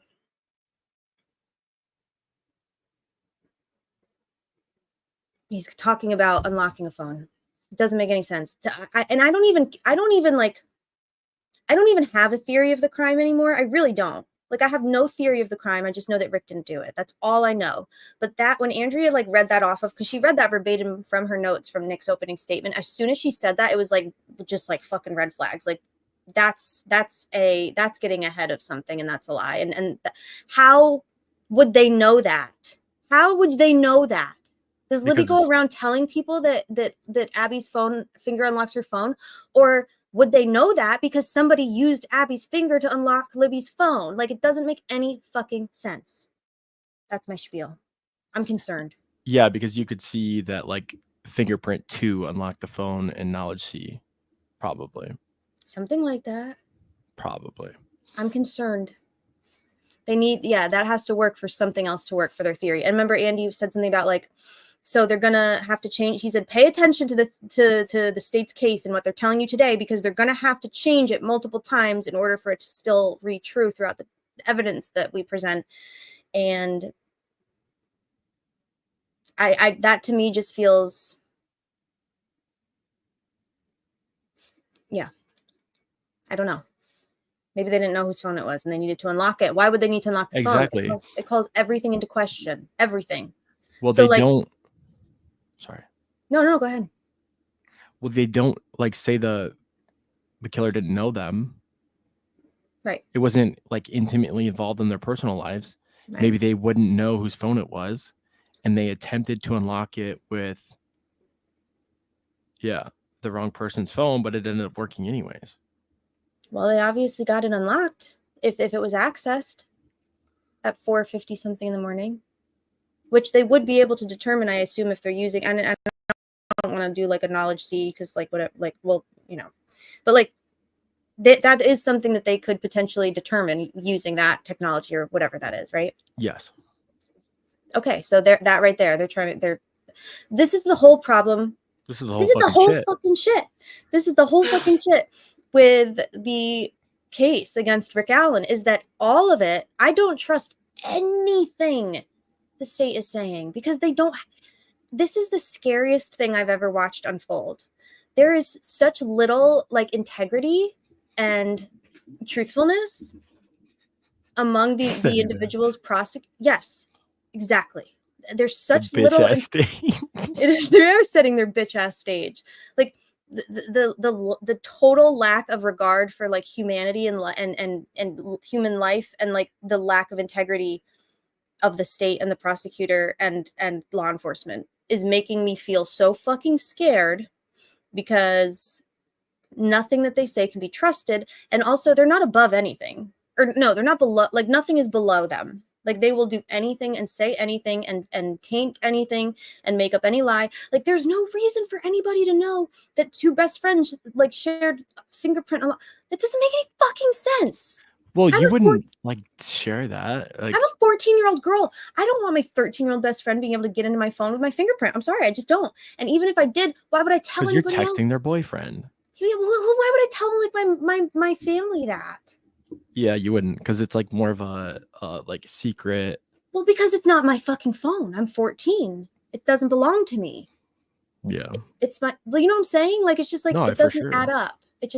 It made me feel very icky. Like, oh great, so now we're setting the stage for more bullshit, more lying, more fuckery. I don't know, dude. I don't like it. That's how they got around turning it on and off the sim. You're talking about law enforcement or the suspect? But his own phone says he was back printing photos from the community by 2:15. Probably. Yeah. We'll see about that. I mean, I have a feeling that it's going to be a little bit more inconclusive, and the state is going to make some bullshit argument that is gonna still be an issue. So we know that they wanted the phone for whatever reason to be like preserved and found. Because if you wanted to destroy the phone, you'd throw it in the creek that's right there. Or you would, I don't know. You wouldn't put it under a shoe, underneath the, like the biggest surface, like underneath the thigh, like the biggest surface area of the victim, and kind of basically encase it and protect it that way. You ensured that it would be found and that it would be basically protected from the elements. Why? There's something wrong with this crime scene and crime flow, and it has to do with the phone, and I don't know why, and I don't understand it, but well, speaking of putting a pin in it, it's not that easy to take a SIM card out of an iPhone 6. You'd have to have I a missed pin. that part. Yeah, what did he say exactly? I don't think I missed that part. I don't remember this part either, but Fiend was probably getting it from the real sources that he was ignoring today, the rumor. So yeah, Fiend, we played your bit, which really wasn't a bit. It was just Fiend being Fiend, and I do appreciate that. Yeah, so like I think they would have to have a SIM opener. Well, I mean, you could use like a paperclip or like a. Did they say that they removed the SIM card? Well, that's what woman was saying. It's just to pull the SIM to keep it off the towers, which makes sense. Like, you could give somebody a SIM, like somebody you're victimizing, right? You're grooming, right? And they could switch it in and out. Yeah, no, I've had kids that did that. You've had kids that did that? I mean, not like my children, but like yes, kids that I've worked. Right. Yeah, okay. Victims. It's common. Someone will buy them, a phone, and they'll buy them a phone, or that seems more common. Well, actually, no, I would say SIM. If they live with their parents, they can't buy them a phone because your parents would be, "Where'd you get that fucking brand new phone?" No, they'd be more likely to get them like a different SIM card that they can put in and out. The family info had the most changes from the past thus far, so it is interesting to see which member told to explain. We don't even know if the phone had water damage, right? Well, I don't believe they crossed the creek. Wouldn't it have water damage if they crossed the creek, right? Wouldn't they have tested? There's just there are ways to conclusively determine whether or not the girls were ever in the water, and they never did any of that because the girls were never in the fucking water. Like, come the fuck on. I'm not at this point, I'm just not ready to accept the fact that something wasn't done in this investigation. Because what are the things they have to show for this investigation? There's so much shit missing. And the reason it's missing is to make everything else fit. Because the more shit you have that points in different directions. Remember when I was saying about Keegan Kline? Everything can collapse away from him. Because it was all they were making everything fit. Mm-hmm. It's like they just shit got lost. Yeah. I wonder if Melissa Oberg talked about that fucking cycling the round in her notes. Like, were they just going to play that off? That they didn't try to manually cycle the round itself? Like, that's something that just goes away. Well, they didn't. Well, I always thought that it was very fucking strange that they didn't include anything in her report. Like that ISP report that is the most integral, important part of the entire fucking case against Rick Allen. There's nothing in there that's detailed. It's just like the very bare minimum little blur. And I remember being like, where's the rest of this? And the rest of it, they purposefully omitted it. Like, everything is an omission. Dude, if they cycled the round and it didn't match, that's an omission, dude. Yeah. Who is they? That's fucking Frank's material. And I don't even think the defense knew that when they filed the Frank's memo, or else they would have fucking included that. Like, when did they find that out? Or maybe they did know it and they put it in their, and that was what they were going to argue at the ballistics suppression hearing that they wanted. I don't know. But like, I have no idea who Beachy is. I don't fucking know, but we also learned that BG has a face. BG has a face and his mouth doesn't move when guys down the hill is said. And all these years we've been like, why won't? Huh? I'm sorry. It's okay. I'm so sorry. Guys, can somebody explain that to me? Post-punk mama's gonna do a sleep. And then they did the 2-year quest. Dude, I am not. People are like, oh, Jay took care of it. Approve it. I want to know they got everything from the FBI. Well, so didn't they say that? I mean, I don't know what they did or didn't get, but the fact that Baldwin keeps yeah, this is a verbatim quote.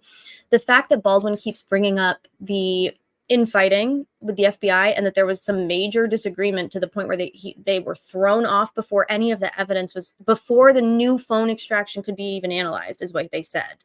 Like there was like a new, I'd have to go back and like read the notes, but like the FBI was essentially kicked off before some evidence was actually analyzed, so it remained unanalyzed. Like they didn't want it analyzed, is how I interpreted that. Well, why? Didn't they say it was something to do with the phone extraction and interpreting it differently, and then not wanting to take action in a different way, in one way or the other? Something that like kind of that. seems like. So this is my thing. Yeah, tell me. If they interviewed Brad Holder, right?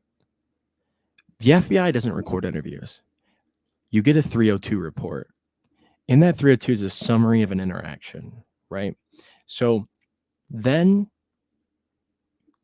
in that summary, they probably say, the special agent probably says, I was at, Delphi Police Department, where the fuck it was, Carroll County Sheriff's Department, XYZ stated before beginning the interview that the room was recording, But the FBI wrote the 302.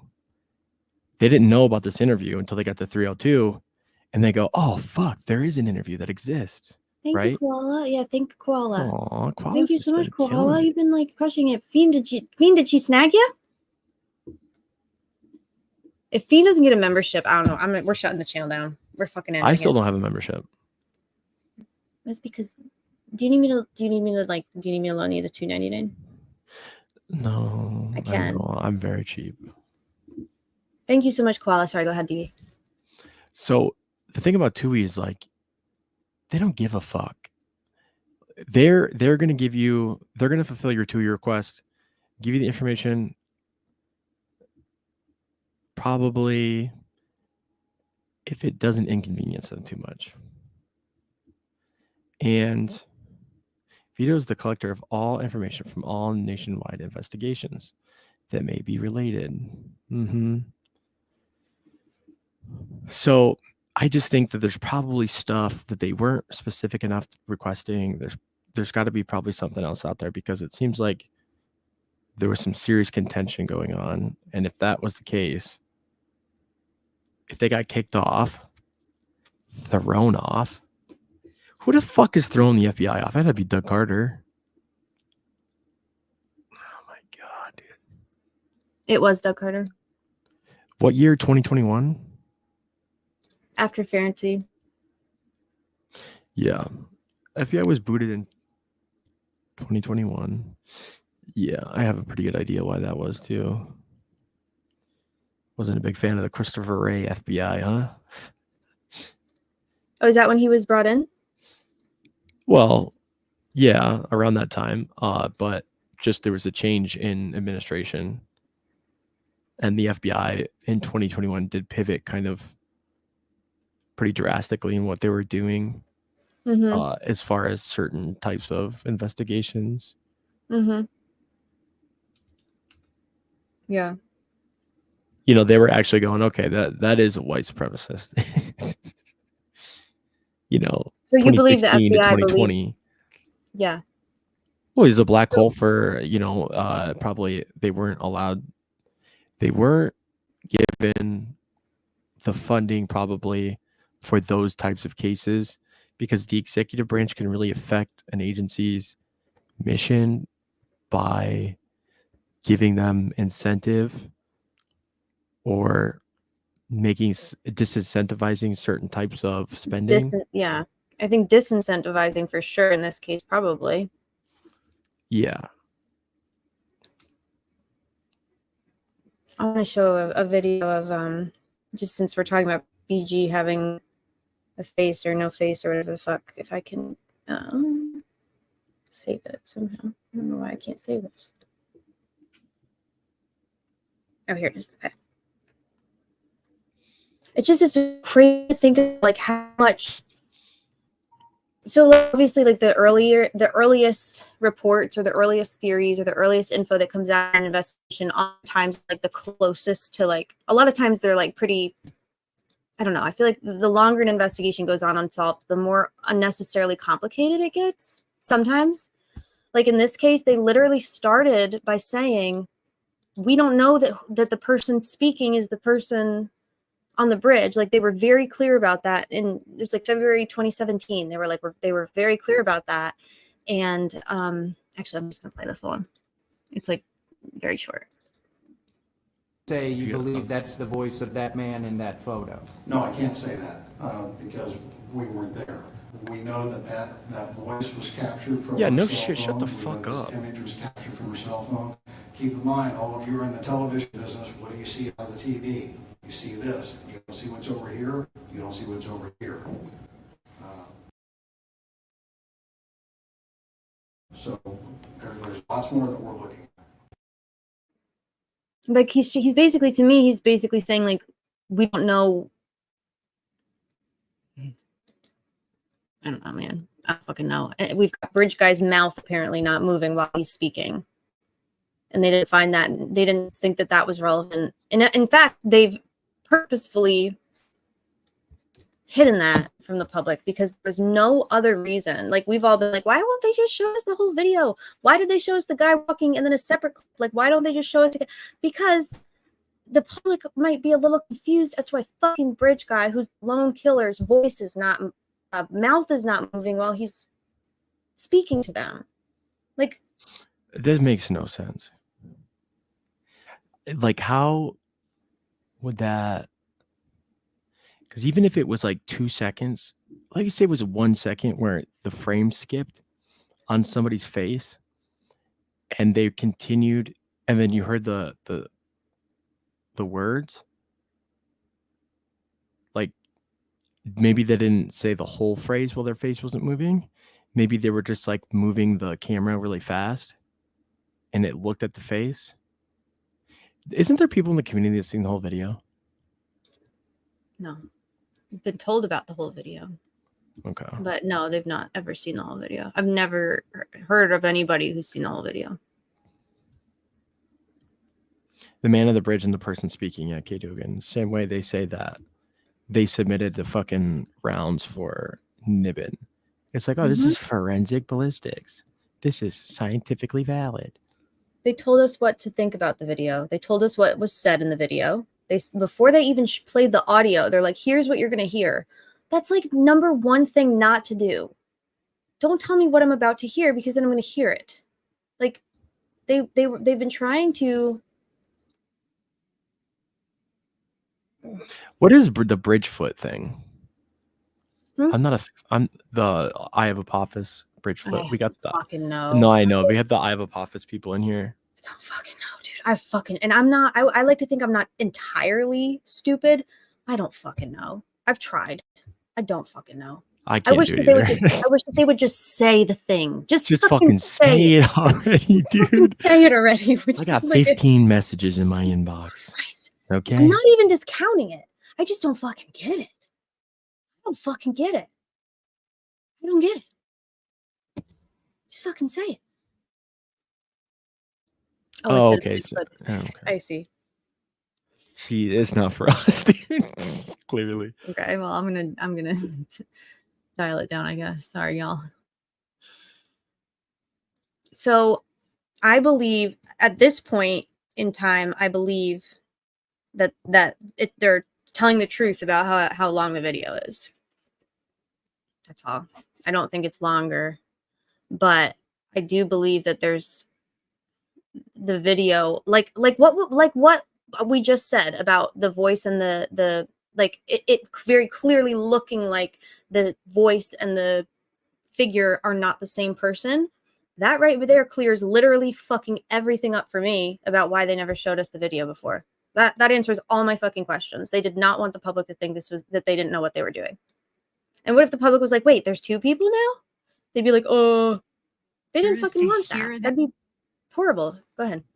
Sorry, I always forget. No, you're that good. place. You're good. Just fucked me up today too, guys. And we are getting some of those details you just mentioned.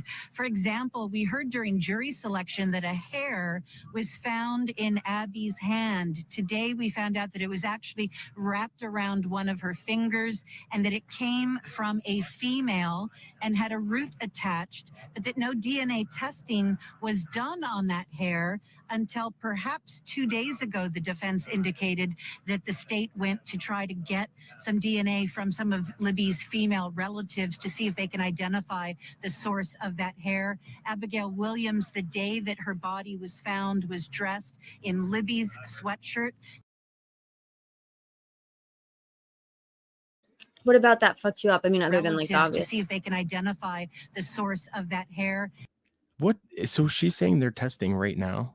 The state tested 2 days ago. Becky, Patty, and I think Kelsey testified 2 days ago, or like recently. They provided a new DNA sample to the state, and the state tested it 2 days ago, and they have not gotten the results back.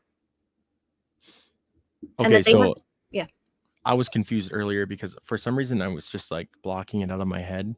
But I guess what I was thinking was that Babs was saying we found out 2 days ago that they never tested this until like, you know, a couple months ago. She didn't say a couple months ago, but like then they tested it or something. Like, yeah, that would have made sense. But then Andrea said that no, Becky, Patty literally said that they just gave more DNA samples, and that the state 2 days ago they've been scrambling as recently as 2 days ago trying to get it tested, and it's so recent that they don't have results back.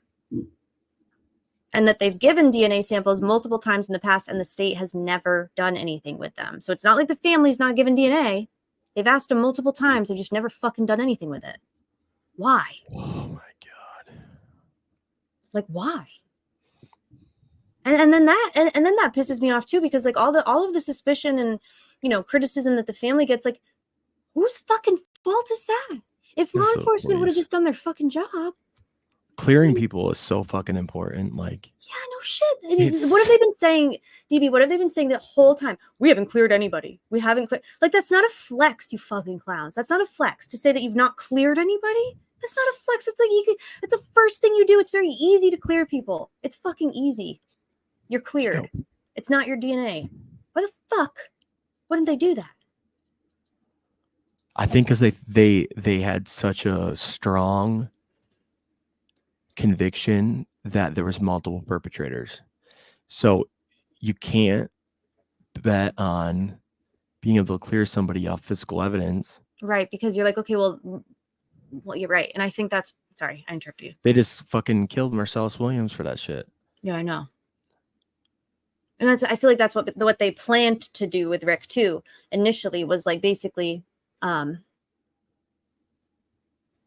we think there's more people involved. It was his gun, you know, no, there's no, but they were really hoping that they were going to be able to somehow link him at some other way by basically saying, yeah, he kidnapped them, but he didn't kill him. Like, no. Yeah. And this is what I was saying the other day about fucking pleas too. When I said, this is why so many people innocent people take pleas. It's like, oh, they just said that the state firearms examiner approved that it was your gun. So am I going to do life without parole, or am I going to do 15 years? And people don't understand that though, DB. They don't understand, why would an innocent person ever plead? You're literally, it's you, it's your word versus the fucking government, the state. Like, yeah. I would not want federally. to. Yeah. Like it's very easy for me to understand why somebody would do that.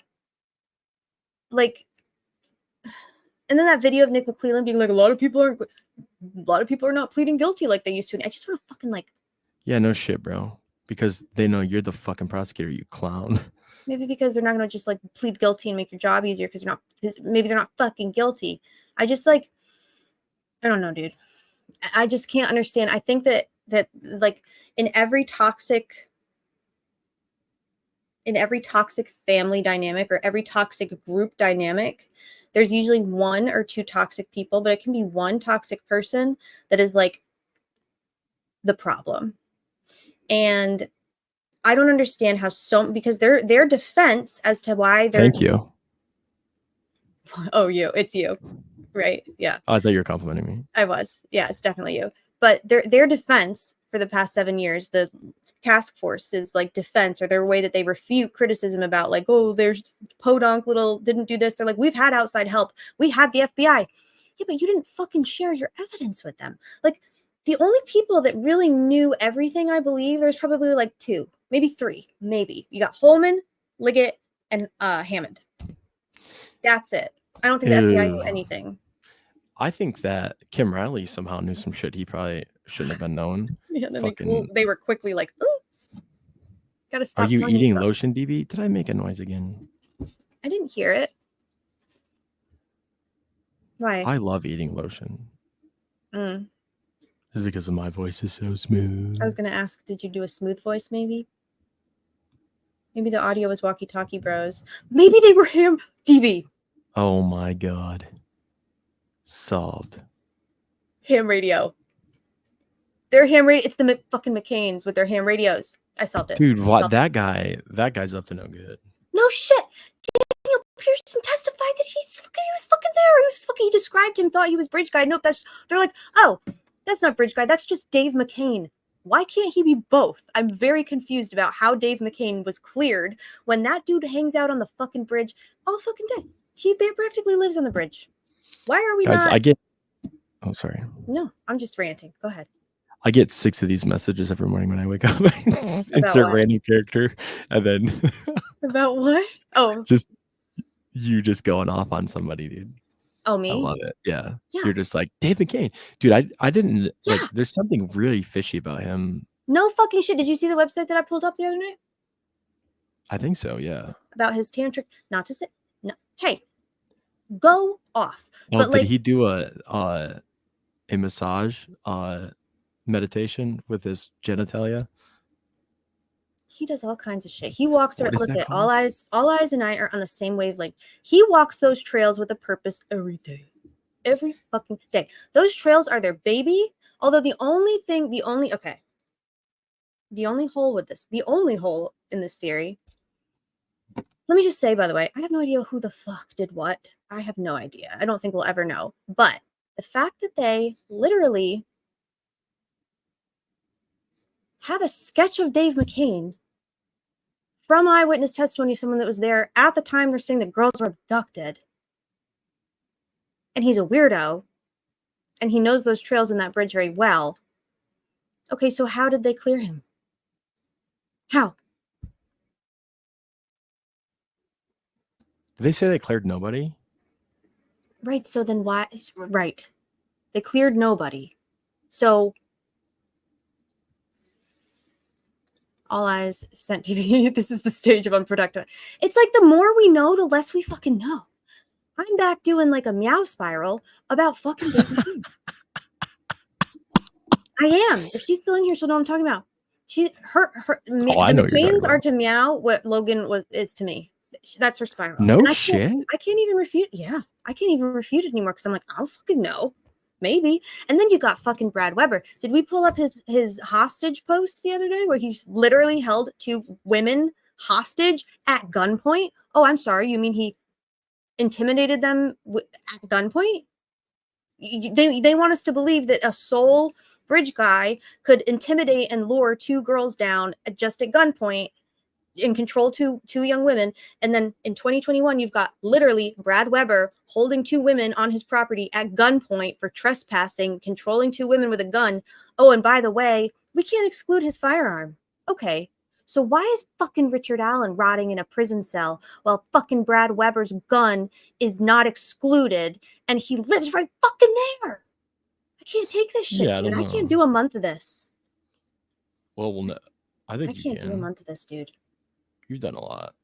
Look at his cheeks. That's adorable. Is he sitting on Gull's lap in that one? Yeah. I thought that was nice.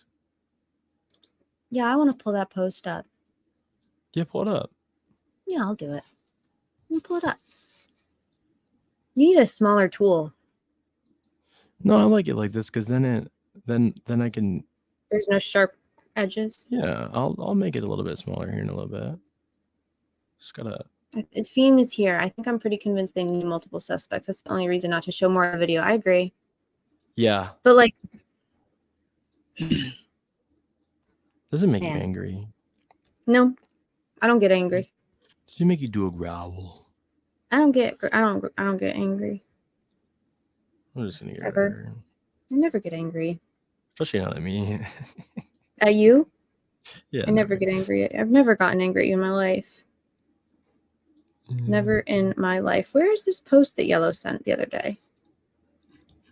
Didn't she send us a post about? I think in my recycling bin.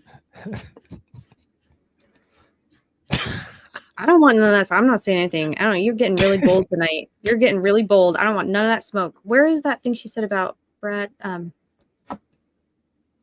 got no comment. Oh, I found it. Jesus. What up, Relo Mata? On your fizzle.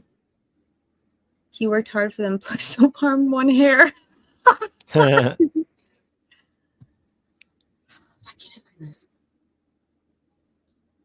Oh, source. Okay. And then I'm gonna do a snack and a bedtime. Yeah. Yeah. I might have a snack too. What are you gonna snack? I might have a Cheerio. Oh my god, just a regular? No, you're not. Cheerio. Kunye. You're not gonna have a Cheerio. What is that? Does it even know what that is? Mm-mm. Cheerio. Kunye. Why can't I find this? She just sent it. Somebody did a kickbox. Fuck. I should have just got Canva Pro. This is just an ad for Canva Pro, guys. You can take the backgrounds out real quick. That's a nice pic. Yeah, he looks great. He looks like a little cherub. Very sweet. This is Very the type sweet, of guy Nikki that. Cleland. This is the type of guy that would get 8 women on his jury because he's like, yeah, Yeah, 100%. yeah, I'm likable. Except I don't find him likable in the fucking least. So I don't Yeah, know. but you know him. Brad Weber had a sig. Yeah. What kind? I don't know. I'm about to look. Look it up. We got it. I've got time. Thanks for encouraging me. You're welcome. You're really being very nice to me. It's just like, people It's a trap. I know. Brad Weber is all over my screenshots, though. That's odd. Going back as far as June 2022, we got BW screenshots. Really? Oh, yeah. That's who BW is? Mm-hmm. I thought that was BBW. BBL. Okay, here it is. Do you know a woman has a BBL? She looks great. She looks great. That's true. Here we go. Oh my god. This man should be in fucking jail. He's dangerous. Oh my god. What are we doing, y'all? He did a danger? He did a danger. What does he He look didn't like? just do a danger. I'll show you. He'll probably. Well, I'm never going to Indiana, so I don't care. He can't get me from here. He'd fucking kill.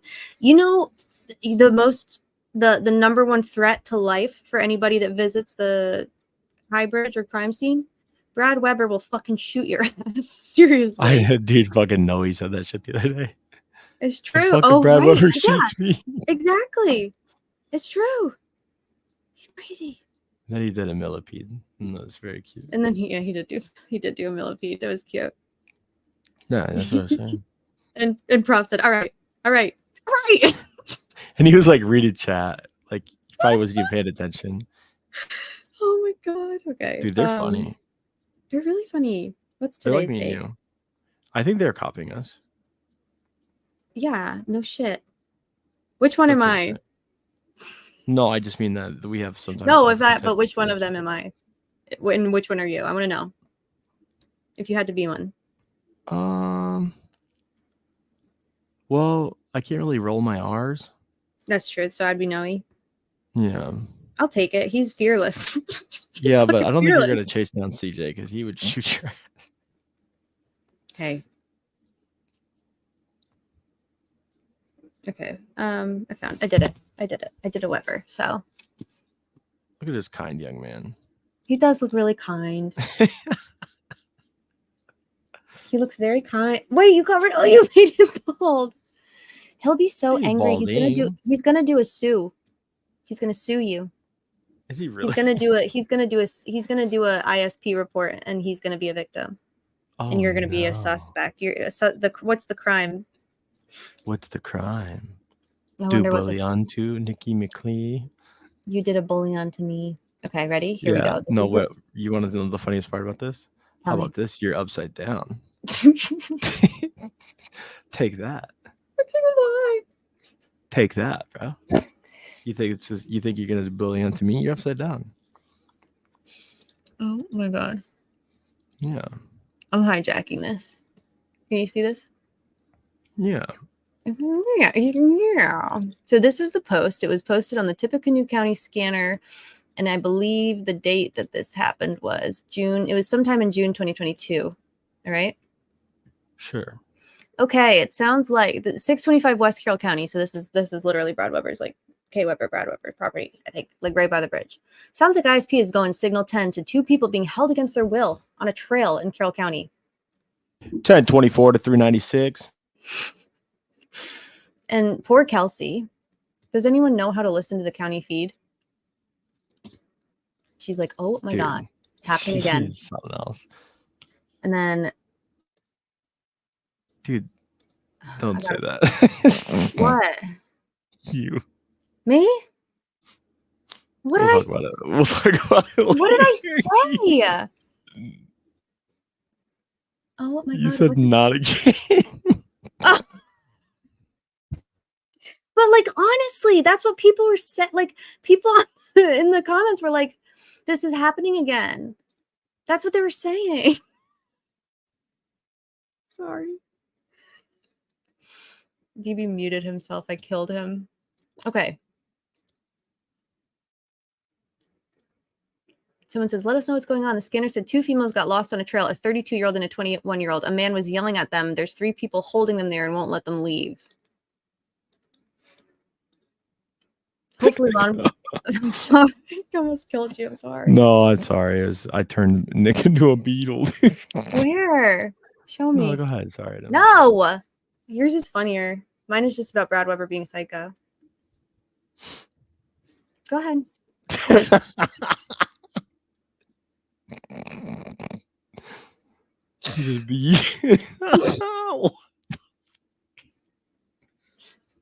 Oh my God, that's pretty good. I think you've improved him though. Yeah. What about that beetle? Do y'all remember the I almost said the good old days. They weren't good old days, but do y'all remember the old days of the true crime G's, of like true crime, like before anybody actually knew anything, and it was still like relatively, I don't say fun, but it was still like forensic files. Yeah, it was still like relatively like allowed to. Exactly. It's sad that played out in real time. People are like, it's happening again. And yeah, Rick Allen is the one that is on trial for this. It's crazy. It's insane. He should not be in there. Somebody said something, somebody that knows him said something to me the other day, which is basically like, these people literally found like the one innocent person in that county and arrested them for this. And I thought about that and I was like, fuck, that's so fucking sad. Yeah. And this is what Andrea was saying the other day too. She's like, you gonna testify? Like, she was talking about taking plea deals and shit and like not getting on the stand. She's like, are you gonna testify when you have transgressions? Fuck and she's no. talking about criminal cases in general, right? Where like, say, like the example I was giving earlier about taking a plea deal. Yeah. Like, there's trial tax, right. And say you're looking at first degree first degree life without parole, right? Mm-hmm. And you're like, you've trafficked drugs, like you've done probably maybe like a serious bodily harm, level injury onto somebody, like a DV or like a DV, like a bad and one, then yeah. like you're like, okay, I probably deserve, like in your mind, you're like, okay, this is my repentance for this shit I've done. I didn't do this, or like I wasn't the actual shooter. I didn't know that this was gonna go down this way. It was a rock, you know what I mean? Like, and then your consciousness just takes over, and you're like, I'm just gonna be honest. I'm gonna plead guilty. I'm gonna get 15 years, and you avoid having to take the state to the state to and hold them to their burden at trial. And But because most of the time,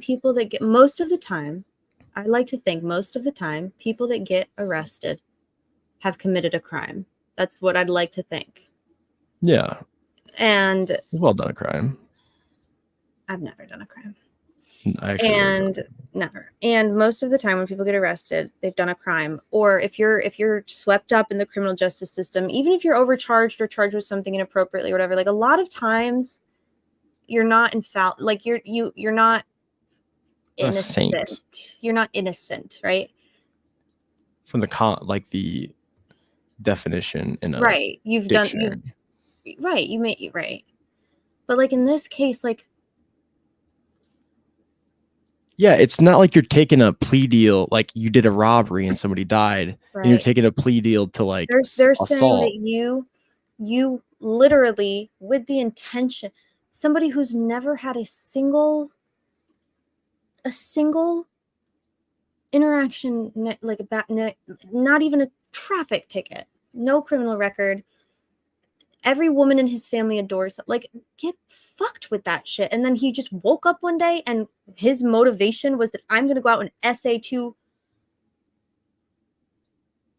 He's not the boogeyman. Like, they need him to be the boogeyman. They've tried to make him the boogeyman and it didn't work because now you've got a guy in a fucking periwinkle button down who's 5'4" and 145 pounds.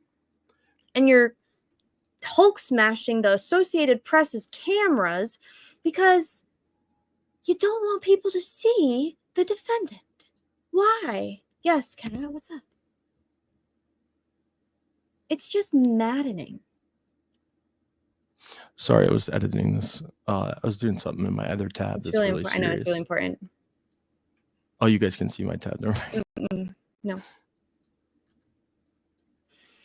so mad. Please ask a question. Richard Allen never had a fucking seatbelt ticket. But they say that he was like a domestic abuser because he like went to inpatient treatment one time. Sure. Like, what the fuck's that got to do with anything? Are they still doing Hidden True Crime is still doing reckless trash shit about Rick Allen? Yeah, that's because they're a fucking joke. Yeah. You're not a working forensic psychologist. You're a YouTube psychologist. Okay, get fucked. You don't know anything. You're literally diagnosing people as a psychologist by their unconfirmed 15-year-old Tapatalk forum post history. Like, get fucked. That's very irresponsible. And they do it based off from literally nothing. No like shit. When I was listening to them a couple days ago, they were just getting all the facts wrong. It's fan fiction. They literally get all the facts wrong. This is why. And he was like, really weird to girls he worked with, and so like he's weird. He was never weird to anybody. That he's going based on a fucking fake interview that Turbo did in like November 2022 with a fucking fake person, and that's how he's vetting his information. That's what you're basing your diagnosis on. No, I don't think that was fake. I think Turbo's a journalist, and okay, yeah, sure. Check her channel out, guys. Check her channel out. Yeah, no, sure, it's true. It's great. It's just true. It's a true statement. Peggy, we don't want to talk bad about her in front of Peggy. Can you put your mouth a little? So we don't talk bad about her in front of Peggy. Why? Well, there's very close. No, there's no fucking way. You're fucking with me. Peggy's no, not Peggy. No fucking way. No, Peggy can do research there, so it's like the worst possible person. It's insulting, probably, because Peggy's an actual researcher. Yeah. Stupid. There's so much about this is stupid. Why are we still in crazy world? It's only day one. I have sat in this chair more than I've not sat in this chair today. Dude, you've been in this chair. I've been in this chair all day too, but I wasn't I was screaming. going to say, What? you've been doing? You've been in the chair, don't lie. What? You've been in your chair too. All day, yeah. You've been doing a chair. I've been known to do a chair. Everybody in here has been doing a chair. What's the weather going to be tonight? I'm going to check. How cold am I going to be tonight? How's the plants? They're okay. Kayla brought me flowers home. You see them? Oh, I feel Jay. Jay, I feel like this is if you've noticed, I try to stay away from certain jokes. I feel like that's one of those ones that would be really fucking funny and good, but then it would be like, oh my god, he's gonna. Oh, you're doing a threat. Yeah. Yeah, you're doing a terroristic threat against a bitch. Yeah, that's bullshit. Dude, what is that guy's problem too? He's like the fucking. Never mind. Okay, here's what I was gonna say. That to me is a pair because I watched her recap on Delphi. It wasn't bad. It was not bad. Hers. But then they get together and I'm like, why are you yielding to this nincompoop? He's stupid and you're smart. I hate that shit. When you see a couple and it's like one of them is way fucking smarter and better than the counterpart, but you can tell that the counterpart is like insecure and like doesn't like want co-hosts. Yeah. No. Oh, okay. No, yeah, but it's like, why are you like, quiet. you should be the one leading the discussion, not this fucking dork who doesn't know anything. It's because he's a psychologist. DB, can we get that picture of McCain in the creek, essentially doing whatever the fuck that was? Do you have it? You could DM it to me, precocent. Oh, by the way, you always say precocent. I thought it was precocent. I don't know what it is. Can you well, I've never. If I'm saying something wrong, I would hope that you'd correct me. Like, I think people say her name wrong, like all the fucking, or their name wrong all the time. What do I say? Precocent? They are just over it. I think you said Percocet the other day. I thought it was Yo, what's up, Percocet? Yeah. So I thought it was. I actually do always think Percocet when I see it, even though it's not Percocet. Dougie's on the safe one. Dougie, you're still here, man. I'm sorry. They said the latter is correct, and I don't even remember which one was the former. She's not an opiate. It's a beautiful name, precocent. That sounds better than how I've been saying it. Thank you, precocent. If ever I'm pronouncing shit wrong, y'all, please just tell me. I want to know. I don't want to be doing that. Peggy, can I share this public access rule thing? Oh, dude, Criminal Network. Alex is here. Don't say Alex. Why? Do me. I'm an opiate. You are an opiate in that you are just like a carnival for our of dopamine. I've heard that about precocent, that she's like a drug. Yeah. So all these dudes in this community are like, never mind. We get it. Love her. Hi, Dougie. Yeah. Doing God's work over there. Criminal Network is here. Which Alex? You, Alex. Criminal Network, Alex. Criminal Network. Criminal Network is a new member and a very nice member, having already gifted 10 lawyerly memberships. Thank you. I thought she said he's got a very nice member. Oh no. But the dude has coke dealer hair.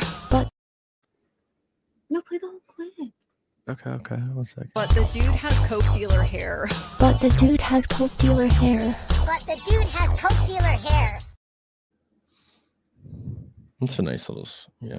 I gotta go eat. I gotta eat. I'm gonna do a snack. Yeah, do a snack. Wait, we gotta the precocent.